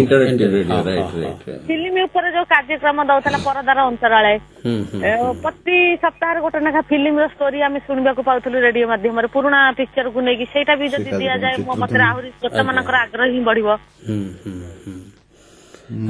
ଚିତ୍ରଧ୍ୱନି କାର୍ଯ୍ୟକ୍ରମ ଆଗରୁ ଥିଲା, ଚିତ୍ରଧ୍ୱନି କାର୍ଯ୍ୟକ୍ରମ, ସେଥିରେ ଆପଣଙ୍କର ପୁରା ଫିଲ୍ମର କେବଳ ସ୍ୱର ହିଁ ଆପଣ ଶୁଣିପାରୁଥିଲେ, ଡାଇଲଗ୍ସ ଗୁଡାକ ସେଗୁଡାକ ବିଭିନ୍ନ କାରଣରୁ ବନ୍ଦ କରିଦିଆଯାଇଛି, କାରଣ ସେଥିରେ ଚୁକ୍ତିବଦ୍ଧ କରିବାକୁ ପଡୁଥିଲା ପ୍ରଯୋଜକ ମାନଙ୍କ ସହିତ। ସେ କାର୍ଯ୍ୟକ୍ରମ ବନ୍ଦ ଅଛି, କିନ୍ତୁ ଚଳଚ୍ଚିତ୍ରର ଗୀତ ମଧ୍ୟ ପ୍ରସାରଣ ରହୁଛି, ଅବ୍ୟାହତ ରହୁଛି ଏବଂ ତାର ଅବଧି ମଧ୍ୟ ବଢେଇ ଦିଆଯାଇଛି। ଆଜ୍ଞା ନିଶ୍ଚିତ। ଧନ୍ୟବାଦ ଭଉଣୀ। ଆଉ ଜଣେ ଶ୍ରୋତାବନ୍ଧୁଙ୍କର ଦେଖିବା ଟେଲିଫୋନ କଲ୍। ହ୍ୟାଲୋ ଆଜ୍ଞା ନମସ୍କାର। ନମସ୍କାର, ମୁଁ ସନ୍ତୋଷ ବେହେରା, କନ୍ତୋଲ, ଆଠଗଡ। ଆଜ୍ଞା ସ୍ୱାଗତ କରୁଛୁ, କୁହନ୍ତୁ। ଆଜ୍ଞା ମୁଁ ଯେତେବେଳେ 5 ବର୍ଷ ହେଇଥିଲି ସେବେଠୁ ରେଡିଓ ଶୁଣିଛି, ମତେ ବର୍ତ୍ତମାନ 55 ହେଲାଣି। ଆମ ଘରେ ରେଡିଓ ନଥିଲା, ମୁଁ ବଜାରକୁ ଯାଇକି ଜଳଖିଆ ଦୋକାନରେ ବାଜେଇବା ସେଠି ବସିକି ଶୁଣେ। ଜଳଖିଆ ଦୋକାନ କହିଲେ ପୁଅ ସବୁଦିନ ଆସୁଛୁ ଆଉ ଖାଉନୁ ତ କିଛି, ଆଉ କଣ କରୁଛୁ ଏଠି ବସିକି ପଳଉଛୁ। ମୁଁ କହିଲି ହଁ ରେଡିଓରେ ଗୀତ ଦଉଛି ନା, ତୁ ସେଇ ଶୁଣିବା ପାଇଁ ଆସୁଛୁ ଆଉ ଖାଉନୁ କିଛି। ମୁଁ କହିଲି କାଲିଠୁ ଖାଇବାକୁ ଆସିବି। ଆଜ୍ଞା ସେବେଠୁ ଶୁଣୁଛି। ଆଉ ରେଡିଓ ମୋର ବନ୍ଧୁ, ସଖା, ପ୍ରିୟା, ପ୍ରିୟତମା। ଆଉ ସେ ମୂଳରୁ ରହି ଆସିଛି। ତା ଯୋଗୁ ମୁଁ କବିତା ବି ଲେଖୁଛି, ଯୁବବାଣୀକି ଦିଏ, ଆଉ ମୋ ପସନ୍ଦ ଦିଏ। ଆଗ ଅପେକ୍ଷା ଏବେ ବି ବହୁତ ହେଲାଣି ଯୋଉ ମୋ ପସନ୍ଦ ସେଠିକି ଚିଠି ଦିଏ। ଆଉ ଅନୁରୋଧରେ ଯୋଉ ଦିଆ ହଉଥିଲା ଅପେକ୍ଷା କରିବାକୁ ପଡୁଥିଲା, ଏବେ ତ ହେଇଗଲାଣି ଆଜ୍ଞା ମେସେଜରେ ଦିଆ ହଉଛି, ବହୁତ ଭଲ ହଉଛି। ଆଜ୍ଞା ଦୁଃଖ କଥା ଯୋଉ ଆଗରୁ ହଉଥିଲା ଯୋଉ ନାଟକ ସପ୍ତାହ ଆଉ ଯୋଉ ରୂପକ ସପ୍ତାହ, ସେ ସବୁ ବନ୍ଦ ହେଇଯାଇଛି, ସେଇଟା ଟିକେ ଇଏ ଲାଗୁଛି। ଆଜ୍ଞା ଠିକ ଅଛି, ତାକୁ ମଧ୍ୟ ଆମେ ଦେଖିବା। ଆମେ ଆପଣଙ୍କ ପ୍ରସ୍ତାବ ରହିଲା, ଆମେ ଯୋଜନା ମଧ୍ୟ ପ୍ରସ୍ତୁତ କରିବା ପାଇଁ ଚେଷ୍ଟା କରିବା ସମୟ ଅନୁସାରେ। ଧନ୍ୟବାଦ ଆପଣଙ୍କୁ। ଆଉ ଜଣେ ଶ୍ରୋତାବନ୍ଧୁ ଦେଖିବା ଟେଲିଫୋନ। ହ୍ୟାଲୋ ସାର୍ ନମସ୍କାର। ହଁ ନମସ୍କାର, କୁହନ୍ତୁ। ମୁଁ ଗୀତାଞ୍ଜଳି ମହାପାତ୍ର, ଯଶୋବନ୍ତପୁର ଜଗତସିଂହପୁରରୁ କହୁଥିଲି। ଆଜ୍ଞା ସ୍ୱାଗତ କରୁଛୁ, କୁହନ୍ତୁ ଆପଣଙ୍କର କଣ ଅଭିମତ। ସାର୍ ରେଡିଓ ବିଷୟରେ କଣ କହିବି? ରେଡିଓର ତ ବିକଳ୍ପ ନାହିଁ। ରେଡିଓ ଗୋଟେ ଏମିତି ଜିନିଷ, ରେଡିଓରେ ସବୁ ଭଲ ଜିନିଷ ଦିଏ, କିଛି ଖରାପ କଥା ରେଡିଓରେ ନାହିଁ। ରେଡିଓରୁ ଆମେ ସବୁ କିଛି ଶିଖିପାରୁ। ତେଣୁ ଛୋଟ ବେଳୁ ମୁଁ ହେତୁ ପାଇଲା ଦିନଠୁ ଆମ ଘରେ ରେଡିଓ ବାଜେ। ସେତେବେଳେ ଆମ ଗାଁରେ କାହାରି ରେଡିଓ ନଥିଲା, ଆମର ଗୋଟିଏ ରେଡିଓ ଥିଲା। ନନା ତାକୁ ଉପରେ ଥୋଇ ଦେଇଥାନ୍ତି, ସକାଳୁ ଯୋଉ ସାହାନାଇ ବାଦନ ଦିଏ ଆମର ସେଇଟା, ସେତିକି ବେଳେ ଠାରୁ ପୁରା ରେଡିଓ ଲାଗିଥିବ ଆମର ପୁରା ରାତି 11ଟା ଯାଏ। ସବୁ ଲୋକମାନେ ବି ଆମ ଘର କଡର ଯୋଉ ଲୋକମାନେ ସେମାନେ କାନ ଦେଇ ଆମ ରେଡିଓକୁ ଶୁଣନ୍ତି। ସେତେବେଳଠୁ ସାର୍ ମୁଁ ରେଡିଓ ଶୁଣୁଛି। ମୁଁ ସେତେବେଳେ ଭାବୁଥିଲି ରେଡିଓଟା ଗୋଟେ ଏତେ ଛୋଟ ଜିନିଷ, ତା ଭିତରେ ଲୋକମାନେ କେମିତି କଥା କହୁଛନ୍ତି ମୁଁ ଜାଣିନଥିଲି। ତାପରେ ବଡ ହେଲା ପରେ ଜାଣିଲି ଯେ ଗୋଟେ ଏମିତି ଗୋଟେ ଜିନିଷ ବେତାର, ତାର ବିନା ତାରରେ ସିଏ ବାଜୁଛି। ଆମର ଯୋଉ ଏବେ ଯୋଉ ସବୁ ହେଲାଣି ଆମର ସବୁ ଇଲେକ୍ଟ୍ରିକ ଜିନିଷ, କିନ୍ତୁ ବିନା ଇଲେକ୍ଟ୍ରିକ ରେଡିଓରୁ ଆମେ କିଛି ଶୁଣିପାରିବା।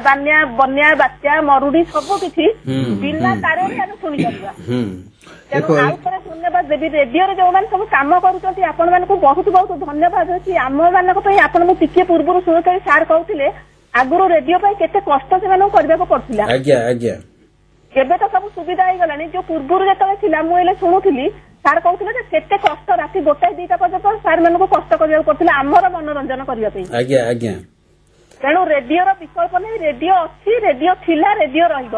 ଆଉ ରେଡିଓର ଯୋଉ ରେଡିଓ ପାଇଁ ଯୋଉ କରୁଛନ୍ତି ରେଡିଓ ମେଳା ଯୋଉ ହଉଛି ରେଡିଓ ପାଇଁ ଗୋଟିଏ ଦିନ, ରେଡିଓ ବିଷୟରେ ଗୋଟେ ଦିନ ହେଇଥିବା ଯୋଉମାନେ ସବୁ ଆରେଞ୍ଜମେଣ୍ଟ କରି କରିଛନ୍ତି ସେମାନଙ୍କୁ ବହୁତ ବହୁତ ଧନ୍ୟବାଦ। ଆଉ ରେଡିଓ ବିଷୟରେ କଣ କହିବି, ବହୁତ ଛୋଟ ବହୁତ କିଛି କହିଲେଣି। ସେମିତି ଆପଣ ମାନଙ୍କୁ ବହୁତ ବହୁତ ଧନ୍ୟବାଦ ଯେ ଆପଣ ଆମ ମାନଙ୍କ ପାଇଁ ଏତେ କଷ୍ଟ କରୁଛନ୍ତି। ଏ ଯୋଉ ପ୍ରାକୃତିକ ଦୁର୍ବିପାକ ସମୟରେ ଭଉଣୀ କହିଲେ ଯେ ଯୋଉ ବ୍ୟାଟେରୀ ଦେଇକି ସେ ଶୁଣୁଥିଲେ, ଏବେ ତ ରେଡିଓ ବି ବାହାରିଲାଣି। ଆପଣ ତାକୁ ଚାବି ଦେଇଦେଲେ ସେ ଅଧଘଣ୍ଟେ ପାଇଁ ଆପଣଙ୍କୁ ଶୁଣେଇଦେବ। ପୁଣି ଅଧଘଣ୍ଟେ ପରେ ଆପଣ ପୁଣି ଚାବି ଦେବେ ଡାଇନାମୋ ଟାଇପ୍, ଏବଂ ତାହା ମଧ୍ୟ ସେଇ ବିଶେଷ କରି ପ୍ରାକୃତିକ ଦୁର୍ବିପାକ ସମୟରେ କାମରେ ଆସିବ। ତେଣୁ ରେଡିଓର ଯୋଉ ଭୂମିକା କ୍ଷୟ ହେବାର ନାହିଁ, ତାର କ୍ଷୟିଷ୍ଣୁ ଅବସ୍ଥା କେବେ ସୃଷ୍ଟି ହେବ ନାହିଁ।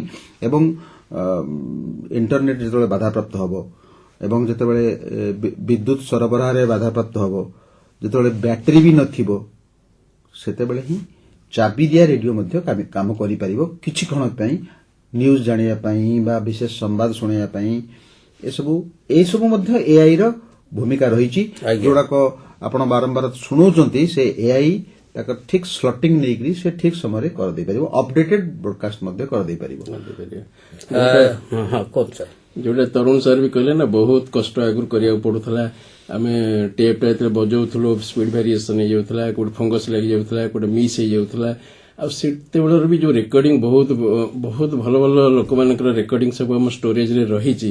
ଏବେ ବି ସେ ଏଆଇ ବୁଦ୍ଧିମତ୍ତା ମାଧ୍ୟମରେ, କୃତ୍ରିମ ବୁଦ୍ଧିମତ୍ତା ମାଧ୍ୟମରେ ଗୋଟେ ଟେକ୍ନୋଲୋଜି ଅଛି, ଡିପ୍ ଲର୍ଣ୍ଣିଂ ମଡେଲ୍ସ ୟୁଜ୍ କରିକି ନଏଜ୍ ସପ୍ରେସନ୍ ଆଉ ଯୋଉ ଗ୍ୟାପ୍ ବି ହେଇଯାଉଛି, ମାନେ ଗୋଟେ ମ୍ୟୁଜିକ୍ରେ ମଝିରେ ମଝିରେ ଟିକେ ଗ୍ୟାପ୍, ଯୋଉଟା ଆମେ କ୍ଲିନ୍ କଲା ବେଳେ ସେ ମ୍ୟାଗ୍ନେଟିକ୍ ଜିନିଷଟା ପଳେଇଯାଏ, ତା ଗ୍ୟାପକୁ କେମିତି ପ୍ରପର ଲେଭେଲଟା ଦିଆଯିବ ସେଇଟା ବି ଆର୍ଟିଫିସିଆଲ ଇଣ୍ଟେଲିଜେନ୍ସ ମାଧ୍ୟମରେ କ୍ରିଏଟ୍ କରି ହବ। ତେଣୁ ଆମର ଯୋଉ ଓଲ୍ଡ ରେକର୍ଡିଂ ବି ଆଉ କିଛି ରହିଯାଇଛି ଯୋଉଗୁଡାକ ଆମେ ଡିଜିଟାଲକୁ ଆଣିବା। ଡିଜିଟାଲ ମାନେ ଯୋଉଟା ତରୁଣ ସାର୍ କହିଲେ, ମାନେ କଣ କି ଆକ୍ଚୁଆଲ ଆନାଲଗ କ୍ୱାଲିଟି ତା ଦେହରେ ରହେନି, କାହିଁକିନା ଆମେ ତାକୁ ଭାଙ୍ଗି ଦଉଛୁ। ଡିଜିଟାଲ ମାନେ ଆମେ ତାକୁ ସ୍ଲାଇସ୍ କରିଦଉଛୁ, ପିସ୍ କରିଦଉଛୁ, ବ୍ରେଡ୍ ଯେମିତି ପିସ୍ କରିଦଉଛୁ, ମଝିରେ ଟିକେ ଗ୍ୟାପ୍ ରହିଯାଉଛି। ସେ ଗ୍ୟାପକୁ ଆପ୍ରୋକ୍ସିମେସନ ମେଥଡରେ ଆମର ଡିଜିଟାଲ ଷ୍ଟୋରେଜ ପିଜିଏଫ୍ କରାଯାଇଥାଏ। ସେଇ ଆପ୍ରୋକ୍ସିମେସନ ମେଥଡଟା ଏଆଇ ତାକୁ ଆହୁରି ରିଫାଇନ୍ କରିବ, କ୍ୱାଲିଟି ଜେନେରେଟ୍ କରିବ, ଆଉ ଯୋଉଟା କି ରେଡିଓ ଆଗକୁ ଆଣିପାରେ ଭାବୁଛି। ଆଉ ଗୋଟେ ଏଇଠି ମୁଁ କଥା କହିବି ଯେ ପୁରୁଣା ଯୋଉ ବି ନାଟକ ସବୁ ରହିଛି, ଯୋଉଠି ଆମର ଯୋଉ ପରମିସିବୁଲ ସାଇଲେନ୍ସ ରେଡିଓରେ 4 ସେକେଣ୍ଡ ଦିଆଯାଏ, ସେ ବେଳେବେଳେ ଆର୍ଟିଷ୍ଟ ମାନଙ୍କର ଯୋଉ ନିଜର ବୁଦ୍ଧି ଏବଂ ତାଙ୍କର କଳାକୌଶଳରେ ସେମାନେ ବେଳେବେଳେ ସାଇଲେନ୍ସ ମଧ୍ୟ ମେଣ୍ଟେନ୍ କରିଛନ୍ତି ୱାର୍ଡସ୍ ମଧ୍ୟରେ। ତେଣୁ ଯେତେବେଳେ ଆପଣ ସେଗୁଡାକ ସବୁ କନଭର୍ଟ କରୁଥିବେ, ସେ ସାଇଲେନ୍ସକୁ ମଧ୍ୟ ରକ୍ଷା କରିବେ। କାରଣ ସେଗୁଡାକ ମଧ୍ୟ ବହୁତ ଦରକାର, କାରଣ ସେ ସାଇଲେନ୍ସରେ ଯୋଉ ଆମ୍ବିଏନ୍ସଟା ରହିଛି, ଆପଣ ତାକୁ କାଟିଦେଲେ ସେଟା ମଧ୍ୟ ଝଟକା ଭଳିଆ ଶୁଭିବ। ତେଣୁ ଏସବୁ କଲାବେଳେ ମଧ୍ୟ ଅନୁରୂପ ଜ୍ଞାନ ଏବଂ ଅନୁରୂପ ସୃଜନୀ ଶକ୍ତିର ଆବଶ୍ୟକତା। ସେ ଭଏସ୍ ଫିଙ୍ଗର ପ୍ରିଣ୍ଟିଂ ଟେକ୍ନୋଲୋଜି ଯୋଉ ଏଆଇ ର ଗୋଟେ ଟେକ୍ନୋଲୋଜି ଅଛି ନା, ସେଇଟାକୁ ଜଜମେଣ୍ଟ କରିକିରି ସେଇଟାକୁ ମେଣ୍ଟେନ୍ କରିବା ପାଇଁ ଚେଷ୍ଟା, ରିଏଲିଟି ଆଣିବ ତା ଦ୍ୱାରା। ନିଶ୍ଚୟ ଏ ତ ଟେକ୍ନୋଲୋଜିର ଯୁଗ। ଆମେ ଆଶା କରିବା जो गुड़िक सब रही सेगुड़ा सब केमिति सुंदर भाव में आगको गतिशील कर रेडियो को तेरे ये सर मुझे जानापी चाहूँगी जो वर्तमान जो युवपीढ़ी अच्छा से आम केमती रेडियो सहित जोड़ी पारिबा आपण कोन देखो वर्तमान युवपीढ़ी आम रेडियो उपरे डिपेंड करती नहीं एबे आपण चाहे आपण गोटे रेडियो स्टेशन खोलदेबे पति सार चाहे से गोटे रेडियो स्टेशन खोलीदेवे मु चाहे मु गोटे रेडियो स्टेशन खोलदेवी आम इंटरनेट रेडियो स्टेशन आम डायरेक्टर हो कहीं सफ्टवेयर अच्छी गोटे होस्टिंग सर्भर टेक्नोलोजी रही आपण निजर डोमेन नेम नेबे नहीं कि गोटे रेडियो स्टेशन आपण खोलीदेवे इंटरनेट रे खोलीदेवे एवं से आपण निजर कार्यक्रम रखिदे पारिबे एवं लाइब्रेरी मध्य रखिदे पारिबे किंतु आपण को सेथिरे जो पीपीएल और एनपीपीएल जो फोनोग्राफिक जो लिमिटेड रही फोनोग्राफिक प्रोडक्शन संस्था रही नॉन फोनोग्राफिक प्रोडक्शन संस्था रही जहाँ सहित आम चुक्ति 1938 मसीह करूँ एवं से भाया चुक्ति करी आपन को सेमान को मध्य पेमेंट करिया पड़िबो नहले कॉपीराइट इन्फ्रिंजमेंट हबो तेनु समस्त एबे रेडियो स्टेशन खोल दे परिबे radio is you everybody can open आ होची पॉडकास्ट से पॉडकास्ट रो अर्थ होची आपण मध्य निजर माने इंटरव्यू बा निजर ब्लॉग बा निजर वॉइस रो उपस्थापना म्यूजिक सहित आपण विभिन्न प्रकार सब होस्टिंग प्लेटफॉर्म सब रही मुता ना नौ नहीं सेगुड़ा सब कंपनीज तो आपण सेथिरे मध्य निजर पॉडकास्ट भी करि परिबे और बहुत भी मोनेटाइज करि परिबे पैसा रोजगार मध्य करि परिबे हमर जो वेब ओटीटी अछि ना तादर से फैसिलिटीटा भी मोस्ट प्रोबब्ली अछि इवन कम्युनिटी रेडियो संपर्क रे किछि कम्युनिटी रेडियो मध्य गोटे बहुत चमत्कार चिंताधारा भारत सरकार एवं बर्तमान 540 गोष्ठी बेतार केन्द्र सारा भारत रे काम करूची एवं पतिओ भी जानिथिबे से इन्स्पेक्शन रे भी अनेक समय जाइचंती मु भी इन्स्पेक्शन जाइचंती आपण भी दुर्गा बाबू इन्स्पेक्शन रे जाइचंती तो आमे देखिछु जे कम्युनिटी रेडियो स्टेशन जो वर्तमान काय विस्तार करिछि एवं तद्वारा बहुत लाभ होउछि कम्युनिटी रो काहेकि आपण गोटे जदि लाभजनक संस्था हेइ नथिबे आपनकर जो 3 वर्ष रो जदि अभिज्ञता थिबो से कम्युनिटी को सेवा जोगेई बारे ताले नॉन प्रॉफिट सेही अंचल पई बा सेही कम्युनिटी पई तो आपन को गोटे नीति आयोग रो जो दर्पण आईडी आनिया को पड़िबो एवं आपन को अप्लाई करिया को पड़िबो जे मु गोटे कम्युनिटी रेडियो स्टेशन खोलुची 2500 टंका देकी आपन को जो डब्ल्यूपीसी वायरलेस जो जो कोऑर्डिनेशन विंग जेटा अछि तो ताको आपण मिनिस्ट्री ऑफ जो कम्युनिकेशन अछि ताको अप्लाई करिया पड़िबो एवं से माने तापरे लेटर ऑफ इंटेंट इश्यू करिवे लेटर ऑफ इंटेंट इश्यू कले आपण आपनकर समग्र जिंस देकरी जे ए जिंस आम एमती कर जाऊँ आम 3 वर्ष ऑडिट होला परे से माने आपन को सफा क्लियरेंस देबे standing advisory committee for frequency allotment आपन फ्रीक्वेंसी पाइबे फ्रीक्वेंसी पाइले आपन मध्य काम करिवे किंतु मन रखिया दरकार 8 घंटार कार्यक्रम आपन डेली करिवे 4 घंटा सकाळे 4 घंटा इवनिंग रे एवं तार 50 भाग से कम्युनिटी पई हेइथिबो एवं 50 भाग कार्यक्रम से कम्युनिटी मानक द्वारा तयारी हेइथिबो एवं तार 50 भाग केवल वीमेन एम्पावरमेंट पई नारी सशक्तिकरण पई मध्य अभिप्रेत थिबो ताल जाय कि सेटा काम दबो एवं ता मध्य काम दउची आपण आश्चर्य हेबे तमिलनाडु रे 24 टी जिल्ला किंतु 48 टा कम्युनिटी सेंटर अछि कम्युनिटी रेडियो सेंटर अछि तो कम्युनिटी रेडियो सेंटर वर्तमान संख्या वृद्धि पाइबार लागिछि एवं समय आसीबो अनेक रेडियो स्टेशन भारत रे काम करिवो अवश्य जो शैक्षिक संस्था जो यूनिवर्सिटी हो कॉलेज हो सेमानकर तो कम्युनिटी रेडियो स्टेशन खोलिबा दरकार ही पड़ी कि अलग कम्युनिटी संस्था जो सब रही अलग कम्युनिटी रेडियो जो रही विभिन्न लोक मान विभिन्न गोष्ठी को शिक्षा देवाई से अनेक भूमिका रही वुमेन एम्पावरमेंट पई और शिक्षार प्रसार पई स्वास्थ्यर उन्नति पई तबे श्रोता बंधु लाइव फोन इन कार्यक्रम जो विश्व रेडियो दिवस उपरे आमे कले समय अवधि सरी आसी वर्तमान तेबे एठी आमे कहिबा ए जो विश्व रेडियो दिवस अवसर रे आमे समस्ते ए माध्यम को सम्मान करिबा रेडियो लोकंकर स्वर समाज रो आईना और संस्कृतिर प्रतिध्वनि आसंतो ए स्वर को आगु को बढ़ाइबा हमर समाज को अधिक सचेतन संप्रतिमय और संस्कृतिमय करिबा यही ଆପଣମାନଙ୍କଠାରେ ଆମର ଆଶା ଓ ଭରସା। ଆଜି ଆମ ଗହଣରେ ଉପସ୍ଥିତ ଥିଲେ ଆକାଶବାଣୀର ପୂର୍ବତନ ଅବସରପ୍ରାପ୍ତ ଉପନିର୍ଦ୍ଦେଶକ କାର୍ଯ୍ୟକ୍ରମ ଶ୍ରୀ ତରୁଣକାନ୍ତି ରାଉତ ଏବଂ ପୂର୍ବତନ ଆକାଶବାଣୀ ଉପମହାନିର୍ଦ୍ଦେଶକ ଶ୍ରୀ ପ୍ରକାଶ କୁମାର ପତି ଆଭିଯାନ୍ତ୍ରିକ ଉଭୟଙ୍କୁ କାର୍ଯ୍ୟକ୍ରମ ତରଫରୁ ଆମେ ବହୁତ ବହୁତ ଧନ୍ୟବାଦ ଜଣାଉଛୁ। ନମସ୍କାର। ଶ୍ରୋତାବନ୍ଧୁ, ଆଜିର ବିଶେଷ ଲାଇଭ୍ କାର୍ଯ୍ୟକ୍ରମକୁ ଏଇଠି ରଖୁଛୁ। ନମସ୍କାର। ଶେଷ ହେଲା ବିଶେଷ ଲାଇଭ୍ ଫୋନ୍ ଇନ୍ କାର୍ଯ୍ୟକ୍ରମ। ବିଷୟ ଥିଲା ବିଶ୍ୱ ରେଡିଓ ଦିବସ।